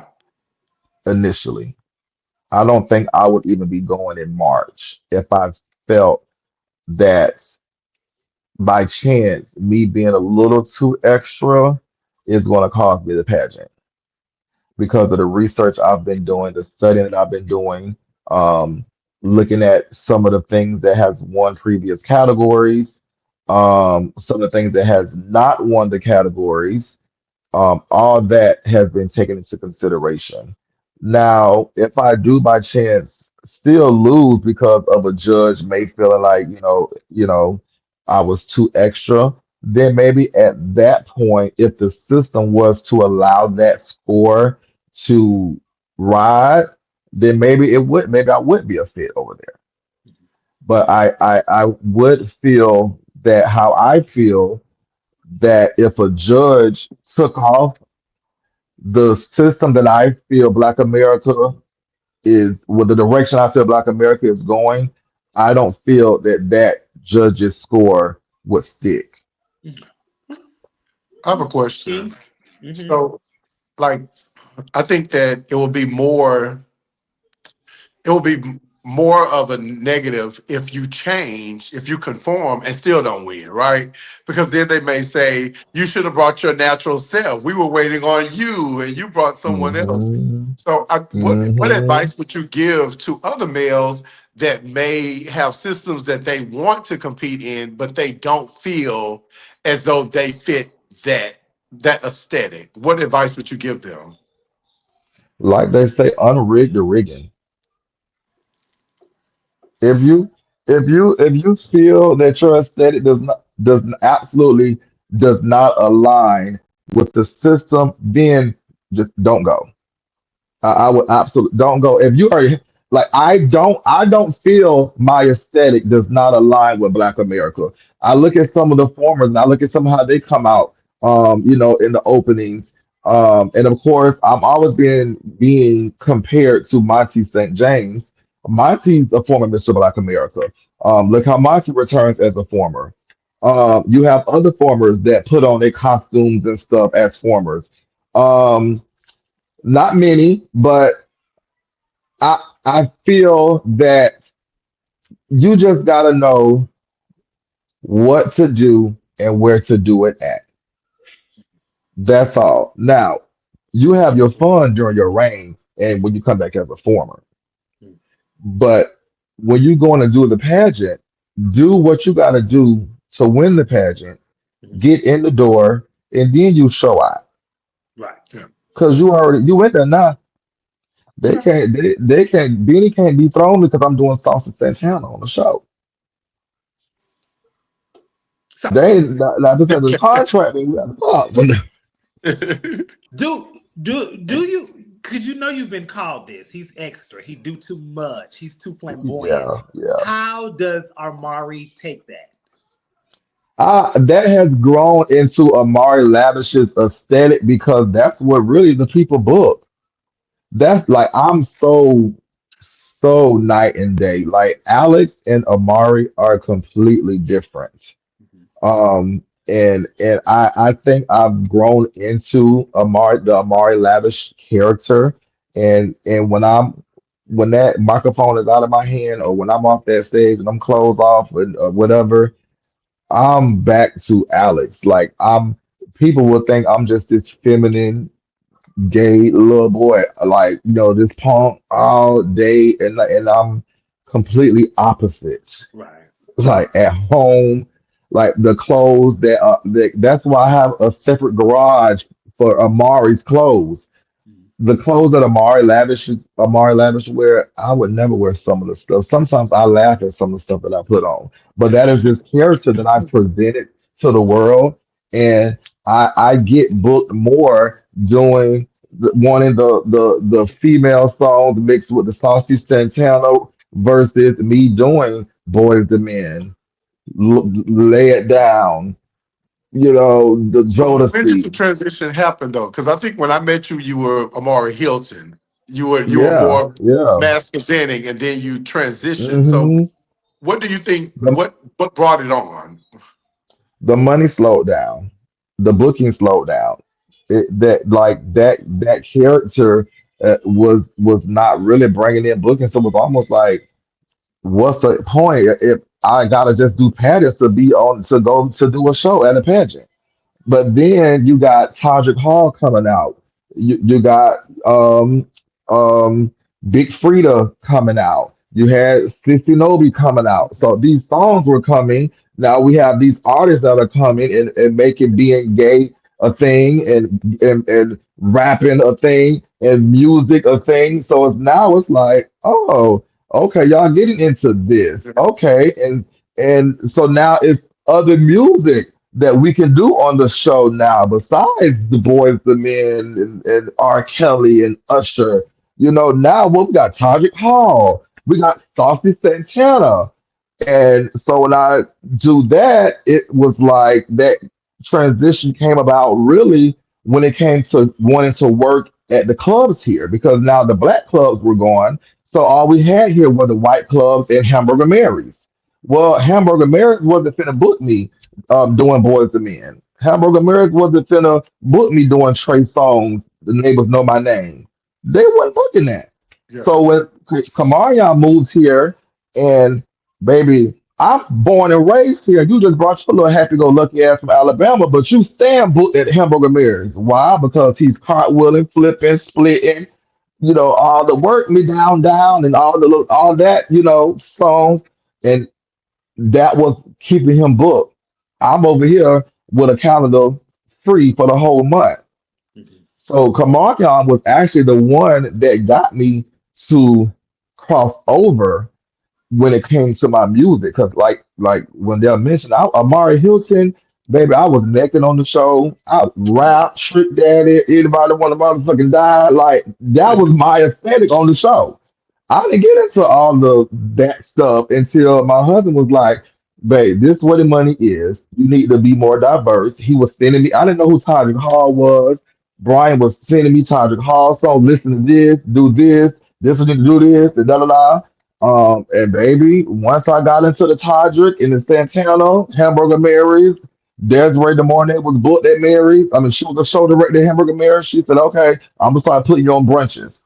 I went over there on the brunches doing the music Brian was telling me to do. Then it was like, okay, I'm gonna get you on this show. I'm gonna get you on this show. Okay. Then I'm bringing into I'm like, okay, well, I'm not a dancer, so let me bring some looks. So that was what my thought process was.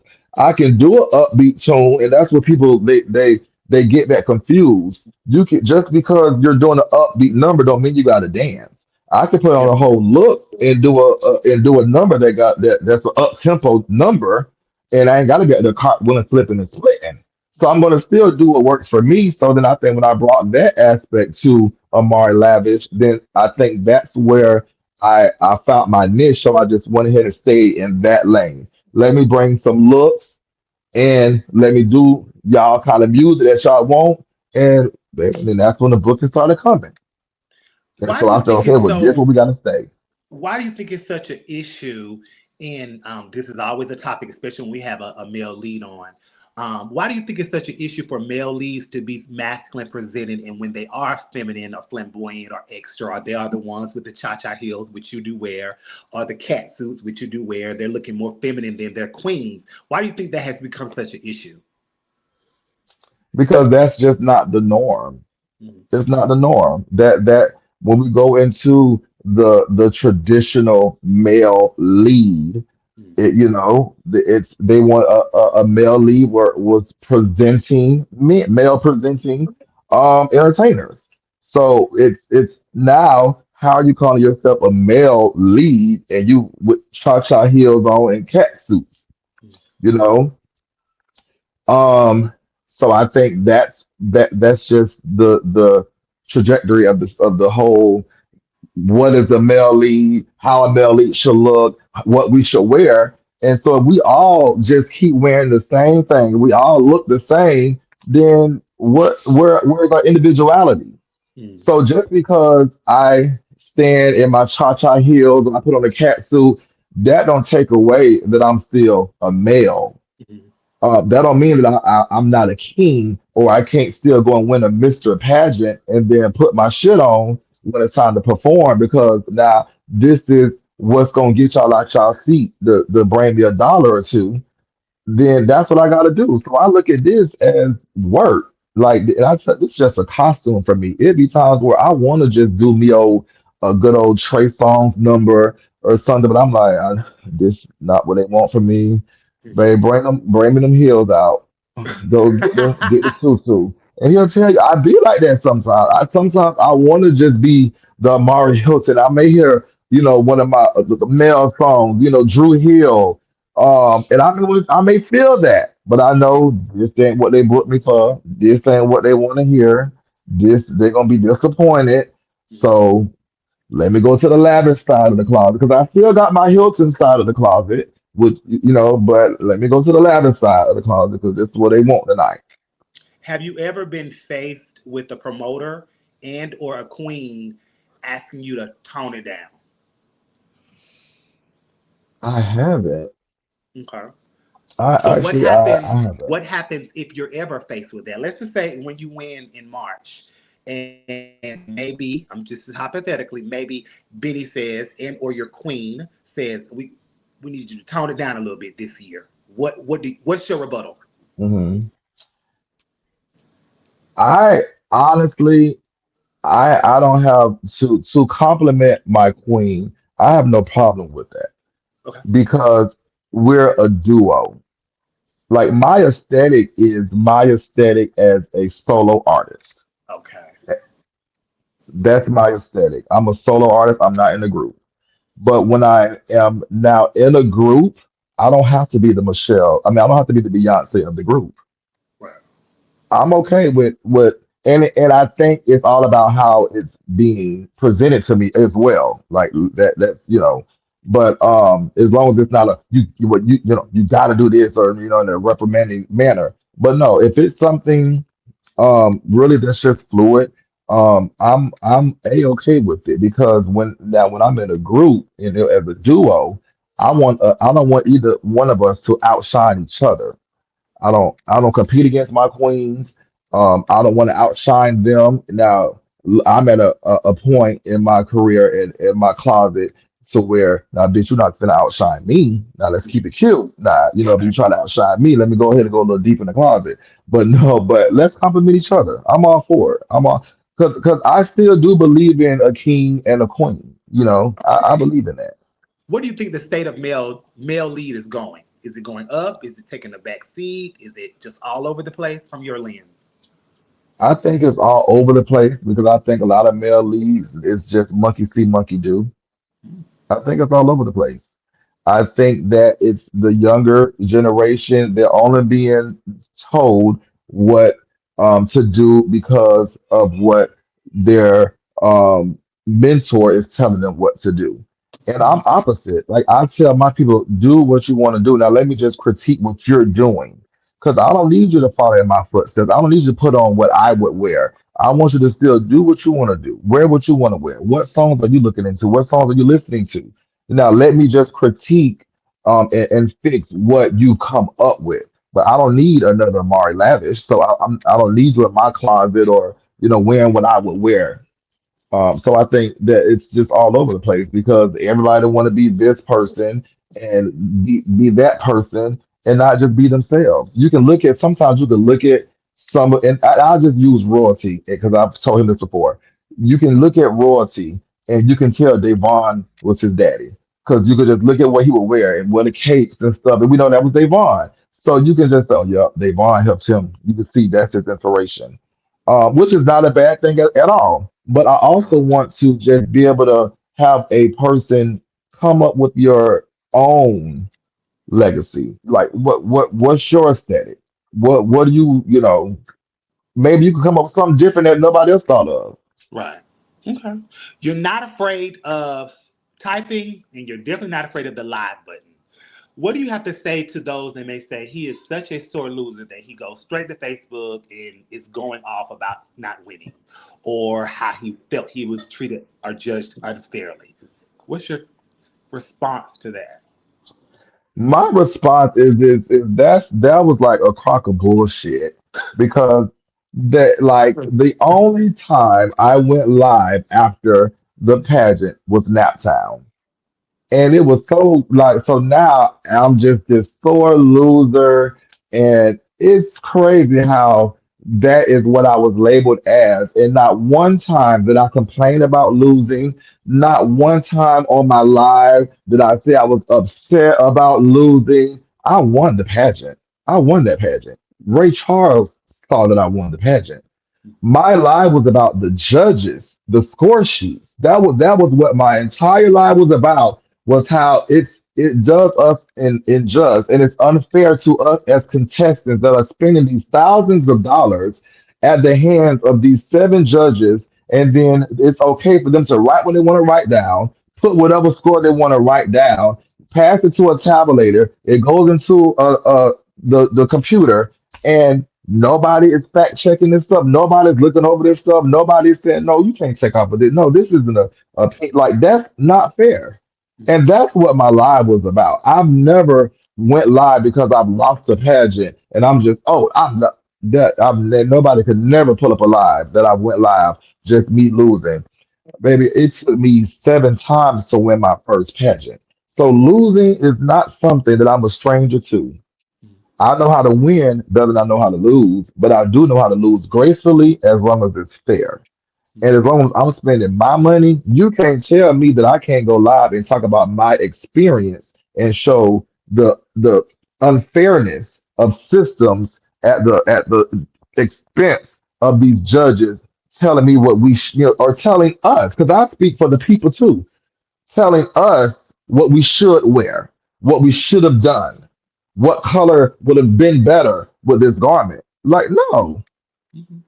So I guess that leads into my next question. Why are numbers down from your perspective when it comes to pageants? Too much cheating going on, and we tired of it. It'd be too much cheating, Hmm. and not even necessarily like the owners are cheating. Um, it's because sometimes the owners just don't even be knowing what be going on. Sometimes they just don't even know. That's why when it comes to my pageant, I'm very much in tune with the score sheets, with the tabulation. You're not going to be able to come to me the next day on Monday and show me a score sheet that I have not already saw. I've already looked at every single score sheet from every contestant. If we had to get a point back, we've given it back. Um, but that numbers are low because of people just being tired of being judged and treated unfairly. That's from my perspective. That's why it's certain systems I won't go back to. That's why you hear about certain systems that's in the headlines and tabloids because they have this history of contestants being cheated. So their numbers are going to be low, and then you can tell where the numbers are pretty good at because those are the systems that you don't hear about any issues or any tabulation issues or judges over there working these contestants. So those numbers are going to be high, rightfully so. Hmm. Hmm. But that definitely plays a part. How did you get into emceeing? Darren Nisha in Alabama was the first person to put a microphone in my hand and for platinum icon, platinum international icon. Um, I think the MC didn't show up or something, and I've always just been someone with a character, and a sense of humor. With some people, they just take me seriously, and it's just like sometimes just don't take me serious. I'll just be playing, or it's just um, and so she was just like, "Oh, King, you just host the pageant, just bring them on," and I was like, "What?" And I'm like, okay, I mean, I wasn't scared to talk in front of the crowd or anything like that. So I did. Um, and it wasn't nothing I thought I was going to continue to do because I just MC platinum. Like then I did a good job. She said, and it was like, okay, the next division, she had me MC the next division. And so then even my own give up night, I hosted my own give up night at Platinum. Um, and so I mean I enjoyed it, but after I gave it the pageant, that was it. And then years later, it was Snickers. Snickers was the one that for Pete State, he gave me the microphone to say on the mic, it was like 15 minutes till showtime. And he was like, just you'll talk to the people for me real quick because he had to go do something. And it was a review show that night before at Mix. And so at the review show, I just was on the microphone, trying to keep the people entertained. And so the first entertainer came up and he was like, "Oh, you good on the mic?" He was like, "You just go ahead, keep talking. Let me keep getting the entertainers ready. You keep on talking." So that's how I ended up doing that. And so literally, he was like, "What you think about co-hosting tomorrow, the pageant?" I was like, "I don't know, but I'll do it. I don't mind." And that's literally like me getting back out hosting Peach State. That's what opened the doors for other systems to recognize, like I can host. And I mean, of course, it still took, me getting comfortable with myself and me working the room and learning what to say, what not to say, where to say certain things at, and what pattern to say certain things. But I would say Dare Nisha gave me was the first person to put a mic in my hand, and then Pete State was the one that actually that put me out there. House of Royal saw me at Pete State. Westland saw me from hosting Pete State. National Showman. So now I'm the official MC for National Showman and National Showgirl. So yeah, so I think that's been a great asset to add to my resume.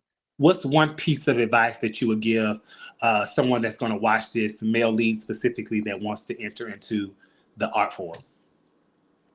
So I'm gonna just say do you, man, do you. It's so many others in this art form that you're gonna watch. You're gonna mold yourself after. You'll see Amari. You're gonna see Wendell. You're gonna see it. So many others, but and that's okay. We all watch someone, but when you step foot on that stage, no matter who you've watched prior to, make sure when that other foot steps on that stage that the other foot is representing who you are.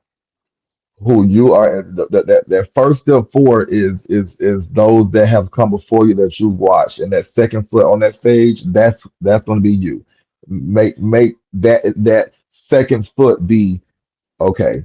This is who I've watched, who's come before me. Now this is them with a little bit of me added to this, and let us get who you are, like who you authentically are, who you want the world to view you as a male entertainer, and let's break the mold. It's instead of fitting in, let's break that. Let's break it. We ain't fitting in nothing. You've reigned 5 times, as you said before, as a national title holder and other things that you've won. Hmm. What's one thing that makes a king a good king? A good king, um, of course, like the cliche is being visible and all of that stuff. But sometimes even visibility, that doesn't mean that you're a good king. You can be visible and be a poor administrator, um, not be approachable. Just because you're in all these spaces don't mean that you're the most approachable for a contestant to even come and talk to.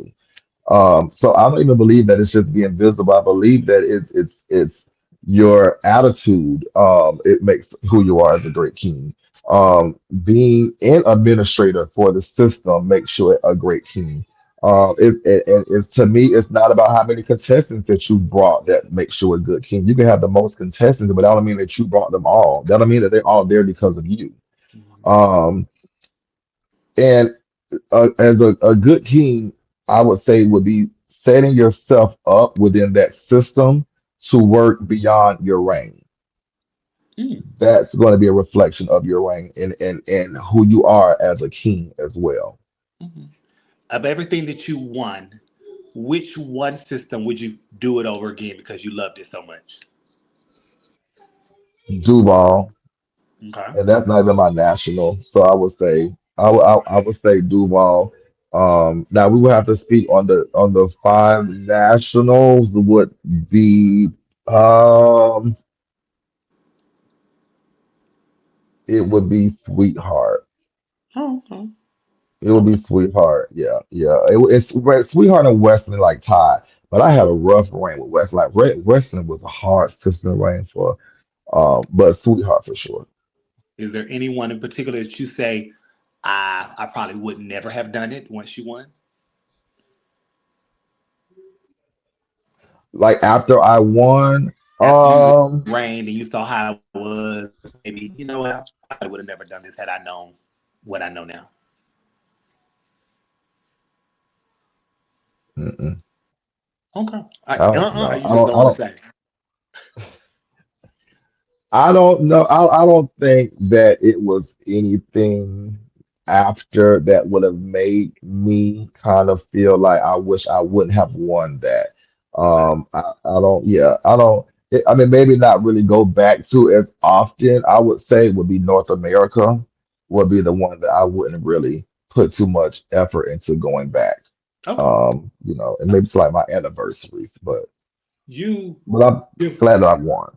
you're not afraid to speak your mind and be in the tabloids and scandals and things of that nature. And here lately, you have just not let your foot off of a couple of people's necks.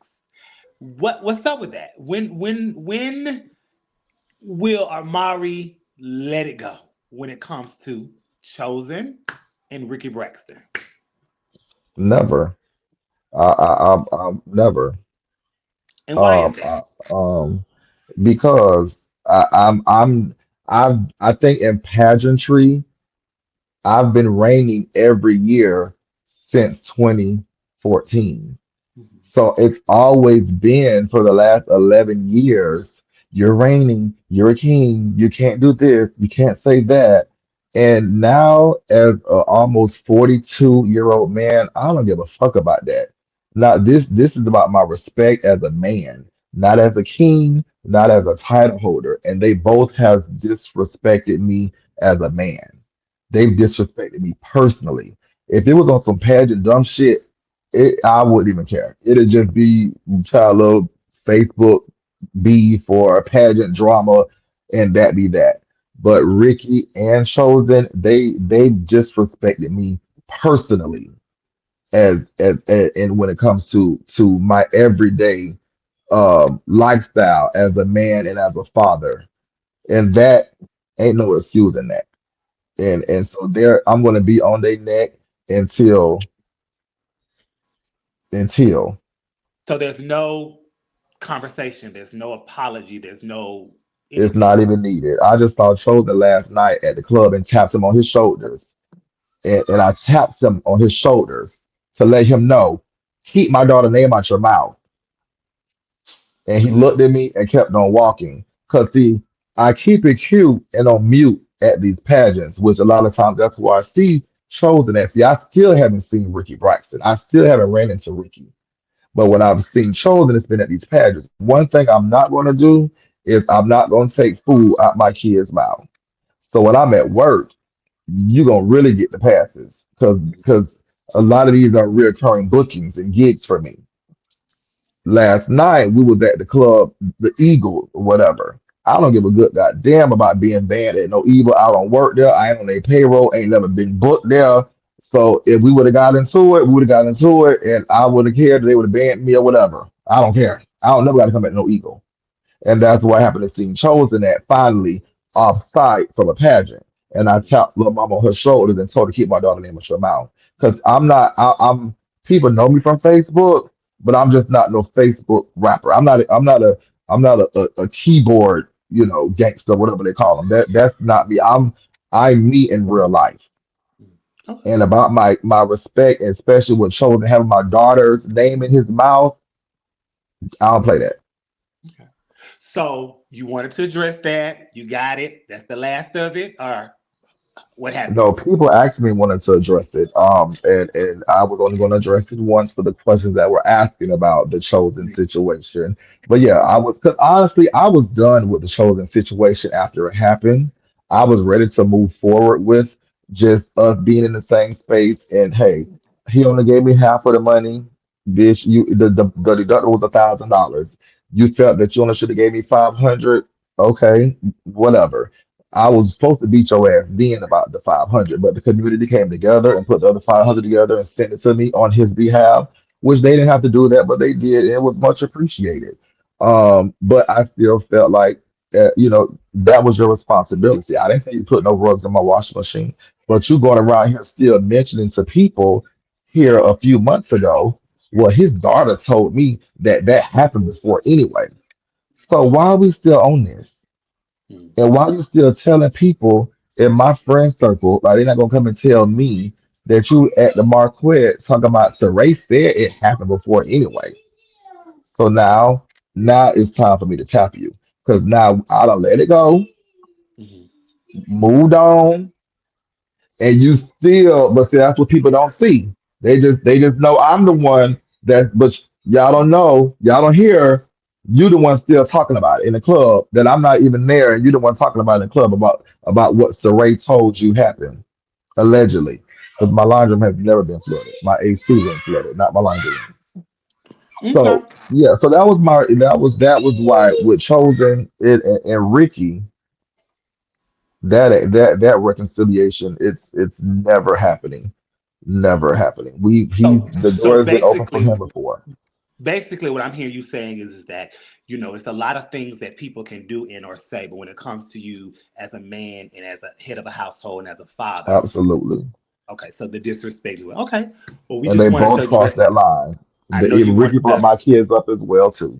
All right, and I know you wanted to address that. It is a part of your story, Biggs. Why you keep asking why it was brought up? That's why it was brought up. But we Yeah, can. because I did say we'll just mention it one time because people were Exactly. asking me about it. So I said I let Trinity know I will address it one time and one time only because that's a part of my story in many acts. But Mhm. but but that's not my storyline. So that's all that we'll get into with them because I have a storyline that does not have to include them, but I did Right. want to touch on it.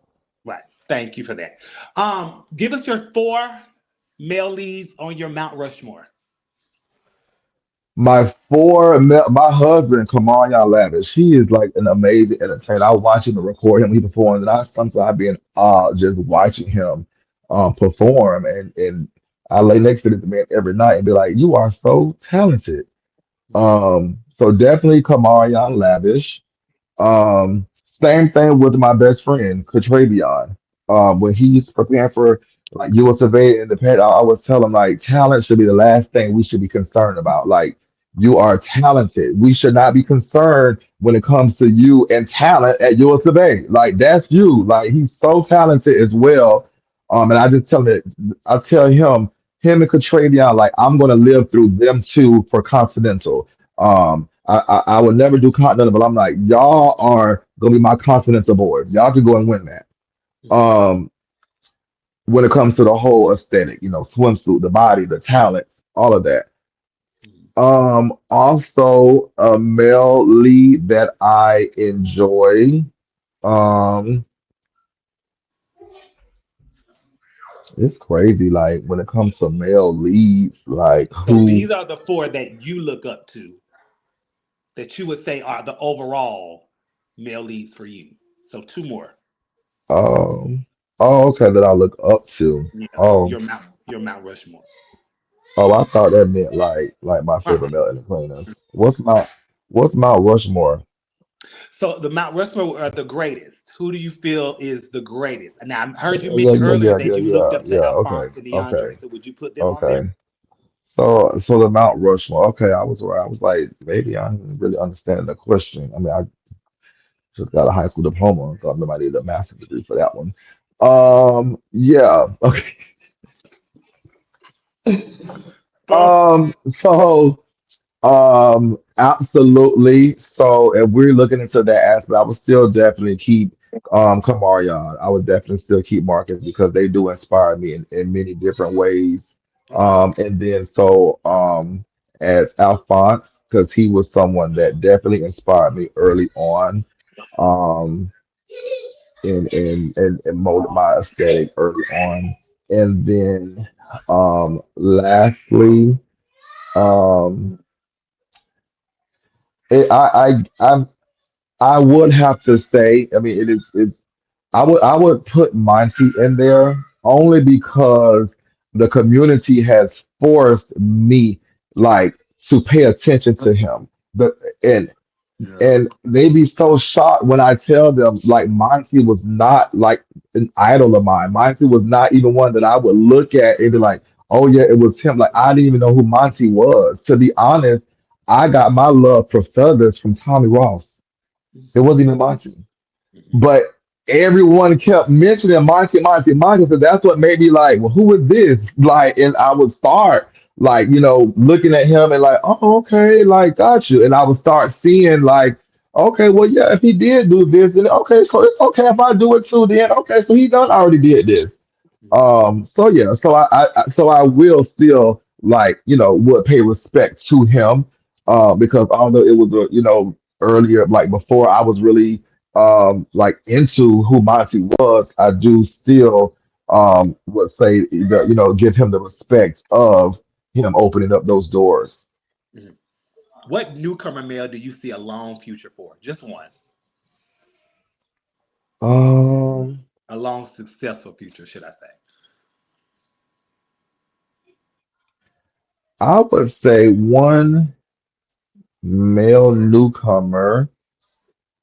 Um, I would I would say he's my Duval newcomer, Jay Alexander. Hmm.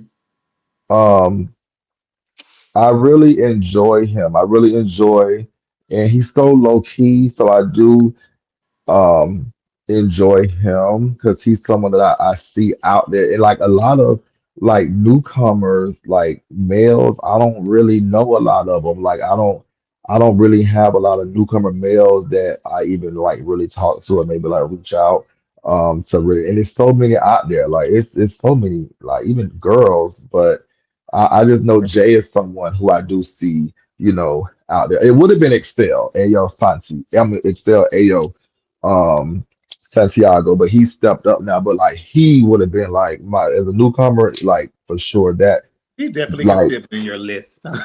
He he, could sit. he yeah, because he just stepped up at my pageant in February. He just stepped up Yeah. and did Mr. GQ. But as a Shouts out to my newcomer, he brother was someone. Excel. Yeah, he would definitely like I see someone and I just haven't really got that feeling since Excel. Like as a newcomer from that I've seen from since Excel was a newcomer. Like he was you could tell he was thirsty for it, hungry, and if he wanted it, he was gonna do it until he got it right and he got it right and now he done stepped up. So I'm looking forward to what he got what he's working on. Y'all will see soon Yeah. for his next pageant. What's after your Black America win? Where would you go next? What else do you want to be a part of? So I do think, and I hate that we say black pageants and white pageants, so let's say crossover. So I do think after winning national showman, I do want to go ahead and cross back over. Um, so it'll more than likely it'll be US Survey or All American Gent. Okay. Yeah, I definitely could see you either one of those because of the Yeah. costumes and stuff. Yeah, and then Yeah. that'll be it for me. I think after I get I mean I gotta go back to Duval and get that. Absolutely. And so then after that, it'll I think that'll be it for me. I do um feel I'll probably come back. So I'm not gonna say I'm retiring for good. I just think it'll be it for me for preparing. I think whatever I have in the closet, it's gonna be like, okay, let's go put this package together in that garage and we'll go do something. But I think preparing wise, like All American Gent or USFA, I'd be like my last time, like preparing for a pageant all out, and then after that, just riding on out. Because I always like to go do teen as well. I think that's something that's on my radar also. So it's gonna all depend on what Black America do in March. Because if Black America may tell me no in March, then I probably may go do King next year. Okay. Gotcha. What would your lavish children say about you? Um, they will say that like I'm the I'm me. I'm the same person. Like I tell my kids like don't call me like I'm not your drag daddy. I ain't your gay daddy. Like I'm my kid's daddy. Like my kids can come to my house stay the night, come on holidays. Like I don't have just like drag kids. Like I don't have the kids that is just I'm only talking to you about drag and pageantry. Like all of my kids is they're my kids. So I'm the same way with them with my family. And they know I'm they don't get no passes. My kids don't just get free passes to my garage. So that I don't had a child that I had a ex child I had to cut off because they thought being one of my kids was gonna mean they had unlimited access to my clothes, my closet. So I teach them though, instead of coming and just get something out of my closet, I'm going to give you the resources and tell you who to go to get your own made to build your closet. So that's what I teach and instill in my kids. So I think that they'll definitely speak good on their father, and I lead them all in the right direction. Speaking of your closet, it's so massive and you have so much stuff.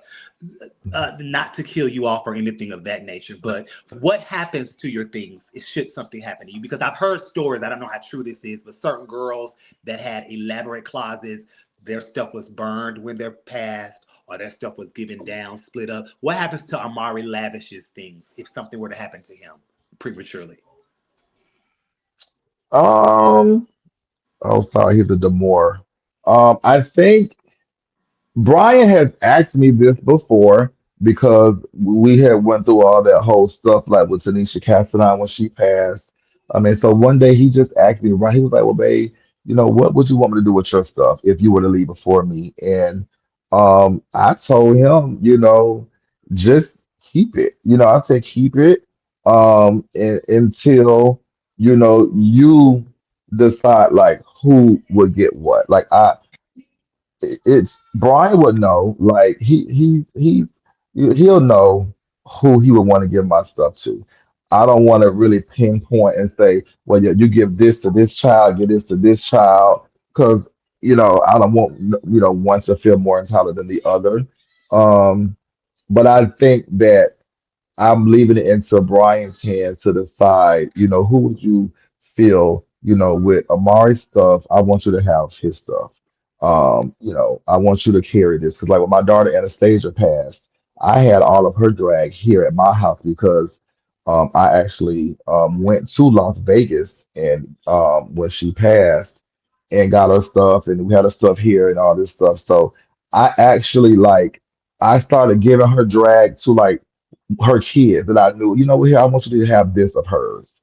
I want you to have this of hers. I kept some stuff. So yeah, I think that it'd be something like that but that's for now, until maybe I tell him who to divide it up to. But I did tell him, you keep my shit here at first, because ain't nobody gonna come here like there's no goddamn garage sale in my shit. Like Oh that's what they not God. gonna do. So, Oh goodness. So before we ask the last three questions, we've been talking to you for 2 hours and 30 minutes now. And it all doesn't feel good. like that because it has been great It conversation. Of don't. course, we can get your full life story in that time. But is there anything that you want to address, misconception, something that may not have asked, something that was left out? Is there anything that you want to talk about?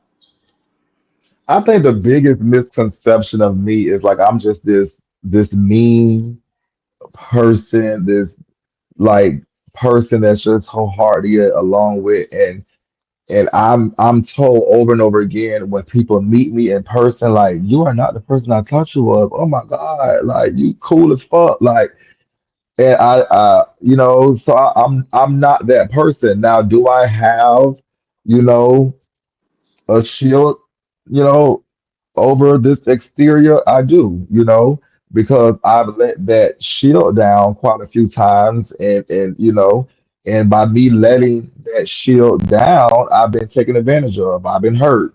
I've been let down. And so now again, in my 40s, I can't go through that again. Like I can't go through hurt again. I can't go through disappointment again. And then only to be mad at myself for allowing me to let my guard down.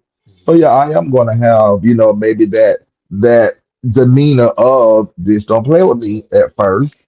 But that's just for my own protection. Okay. But once you get to know me, it's I promise, like I'm a pure heart of gold. Give you my right shoulder as long as I'm good with just right with my left shoulder, if I could. What advice would you give your son on his way to MBU, Adonis? Oh Lord, my teddy bear. Um, I would just have to tell him, and he is someone who, like I said, for me with Black America, going against the norm. And I'm on this journey with him because of the simple fact of me believing in him. Because I did not want him to do Black Universe. I told him I did not want to ever go back to Black Universe. I made a post when he did Black Universe a few years ago, and I said my son will never go back there again. So it took me a lot to even be on this journey with him this year. Um, but the way my son approached me was he was so nervous to even tell me that he was going back, because it's like at the end of the day my kids are grown, so you don't have to ask me to do anything because they all grown regardless. We all grown, do what we want to do. But he just was like, Daddy, I just don't want to do this without you. And I wasn't gonna let my son down, and not because of my own, but and how I felt they treated him. And I was mad in my because I felt it was no way he should not have made the top five when he went before. But I feel like as his size, I feel like he wasn't gonna get in because of his size. So I would just say that I'm proud of him. I tell him already. We talk on a daily basis. I want him to just please go in with an open mind. Continue to prepare. Continue to go with the mindset of I presented the best package that I can to you. And then the chips are gonna fall where they're gonna fall. And I want him to just like be mentally prepared for whatever happens. I'm more so concerned about his mental than anything. I actually think he would be the perfect uh, segue to a whole different demographic if they were. To me, he would be the business mindset. It would be perfect. Yes. and we Yeah, all know yeah, why. I just feel as though absolutely. I just feel And that I he would be believe the in one. him.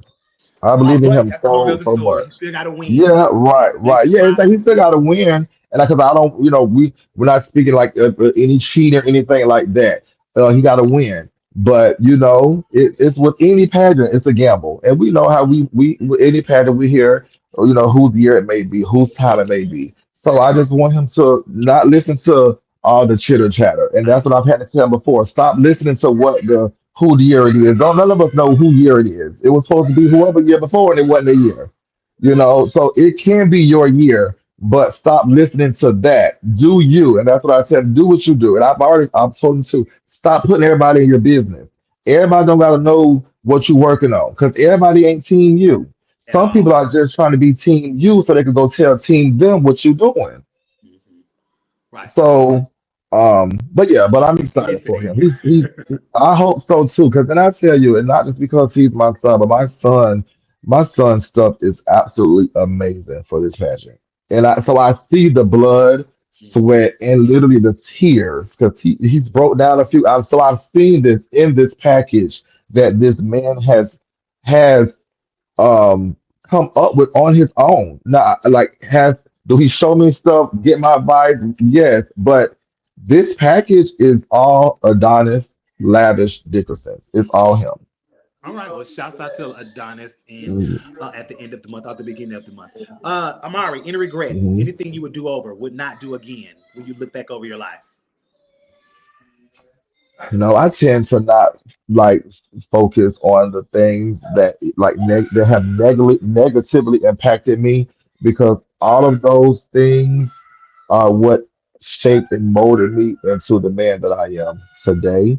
And so if I just had this perfect life, then if everything was just all good, how would I really know the game of survival? It took me, to struggle. It took me to have to get my wrist popped. It took me to have to go to prison. It took me to do all of those things. So I don't regret none of it.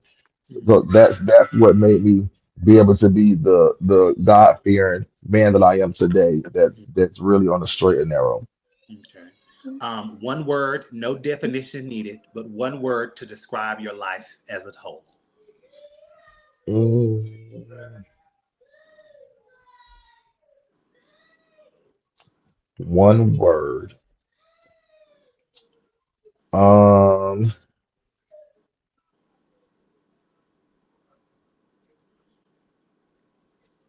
so if I was just to say one word to describe my life, I would have to say Superman. Superman. Oh, I can definitely see that. Definitely can see that. Um, you're 42, so we'll say 50 years from now, if 42 in December. 42, so 41 and point 0.8. 50 years from now, 60 years from now, when you're gone, if you're gone, but what would you want your legacy to be? So I would want my legacy to be um just someone that loves you all for who you all are. My legacy would just be you all are going to always know that that man was true to himself. Mhm. So if I'm gonna leave anything behind, y'all just know I love y'all. If I love you, I ride with you. Mhm. You're gonna always be good. I'm always love you. I'm gonna tell you, make sure you be who you are, and just we ain't apologizing for living in our truth. That's it. Okay. So before King asks the last question, we will stay on when we dismiss you for the recap. This weekend is your contest. Tell us again how much it is to Mhm. get in and what can we expect. So it is $25 to get in. Um, and I think it's gonna be a good pageant. We have quite a few contestants that are rumored to be coming. I say rumored because anybody paid entry fee just yet. Mhm. But it's gonna be a good contest. Of course, we have People's National Grand Madam in the building. Oh, is she? Trinity Black is actually judge this Sunday. Um, So yeah, so it's gonna be a good pageant. I'm wanting to bring pageantry back to Tampa. My pageant is the only black pageant that we have in Tampa. And so that was something that I want to continue on. Like we don't like Dumar. Dumar was our pageant back in the days, Right. baby. Them people came to Tampa for Dumar. They Dumar did. weekend was the tea. Like that's why I knew, like when they took me to Dumont, I knew, well, that's gonna be my first pageant just for the weekend festivities. Because Florida's baddest bitch, that was in Orlando. Tank, Mm, who started that pageant, that was an Orlando pageant. So when I came on as part owner with Mulan, and then I started the newcomer division, I was like, I'm gonna have my division in Tampa. I gotta bring something to my people in Tampa. mhm. Because we need this in Tampa. We ain't got nothing here in Tampa when it comes to our kind of pageants. So yeah, so that's just been my whole goal with bringing Florida's baddest bitch and Mr. Florida GQ here to Tampa. And Mulan, she's been enjoying it. So even when it came for her division, she like, hey, well, I want to have a plus in Tampa because she owns a plus in division and at large by Giovanni. Giovanni owns at large. So they're like, well, let's do the plus at large in Tampa. So yeah, so I'm excited for this weekend. So Shouts looking out forward to the to it. king and queen. We did a great job. Yes, Juicy, I will be there. And I see Denasia made a comment. She can't do the pageant by judging. Smart girl.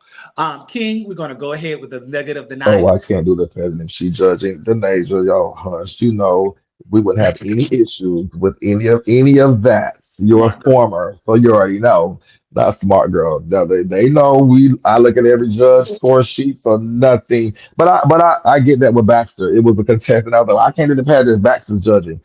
Baby, listen. But she You going to can do do my pageant pageant. in You can October. look. The nature wasn't doing the pageant Sunday, no way. She just pulling your leg. She wasn't doing the pageant, child. You Go So, ahead. full into you grand.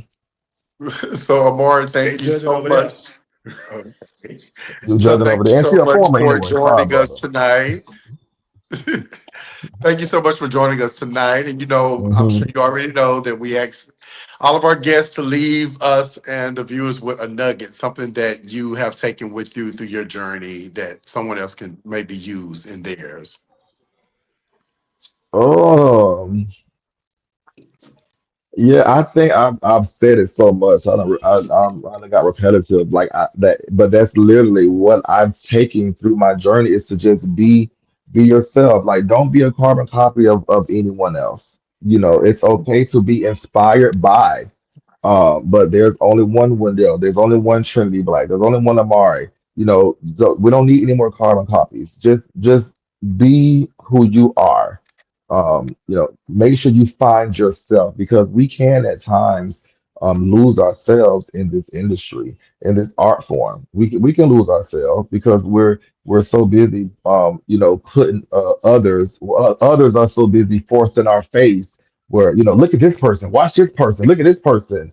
And there's at times where you could see someone and say, oh yeah, that's her mama. Oh, her mama is such and such. Oh yeah, her daddy, his daddy is, and I don't think that's a good thing sometimes. I don't think that it's a good thing that we can literally see you're mirroring someone else.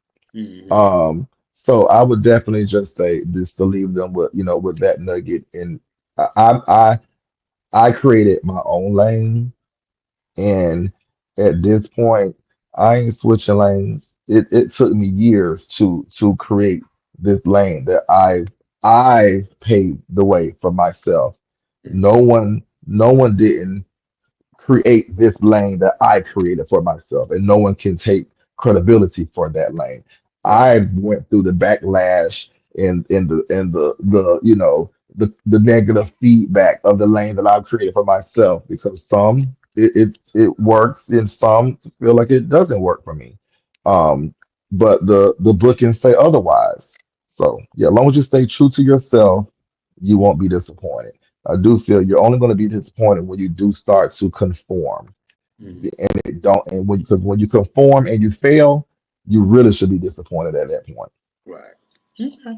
Well, thank you, brother, for this 2 hours and 45 minutes. Of course, this will stay up on Facebook for 30 days, but YouTube forever. I will Okay. see you this weekend, See you and we this look forward to a great weekend. pageant. And we also look forward to you in March. And Okay. Yes. keep. You say what, Wendell? MBA. Yeah, Yeah. NBA. And Yes. we look forward to more commentary and your life with your kids and your husband. We appreciate that. And Thank all you. You hearts, want to our see me on minds the are stage gathered. soon. You'll see me on the stage sooner. My husband Oh, and I, real quick, we'll be doing Duo of oh, duo. Distinction next Okay. month. So Okay. we will Okay. you'll That's see me on Oh, stage next month. We will be doing okay. Duo. oh, that's what's up. That's That's cute. good. I have to come check And that out. Wendell, brother, I still gotta reach out to you because I don't forget when people tell me to hit them up about the sponsorship, but that's gonna be for Black America. So I'll hit you up after Duo. That's I'm living for this duo pageant. Okay. Yeah, All we right. doing it. Well, Amar, we will see Thank you on Sunday. y'all. Thanks again for having me, and thanks again for coming on and sharing your story. We appreciate it. Absolutely. See y'all All soon. right. Bye Oh, bye. my brother. Oh, it was so good of you to be able to make it tonight. Yeah. I've had a very busy weekend and then I still had to be at work early this morning. So work Yeah, doesn't so did stop. I. I had a very busy weekend too, and I had to be at work early this morning, but I still made time to come on the show. So, how I, was your I, weekend? I thought it was a really How was great interview. I how thought that was your I weekend? love Amari. I love Yeah, Amari. It's my brother. He's very authentic always. So I love it. great. Please keep my school's name out of your mouth if you're not going to be positive. Have a great night. I hope that everything is great. Anyways, Wendell will be taking over tomorrow.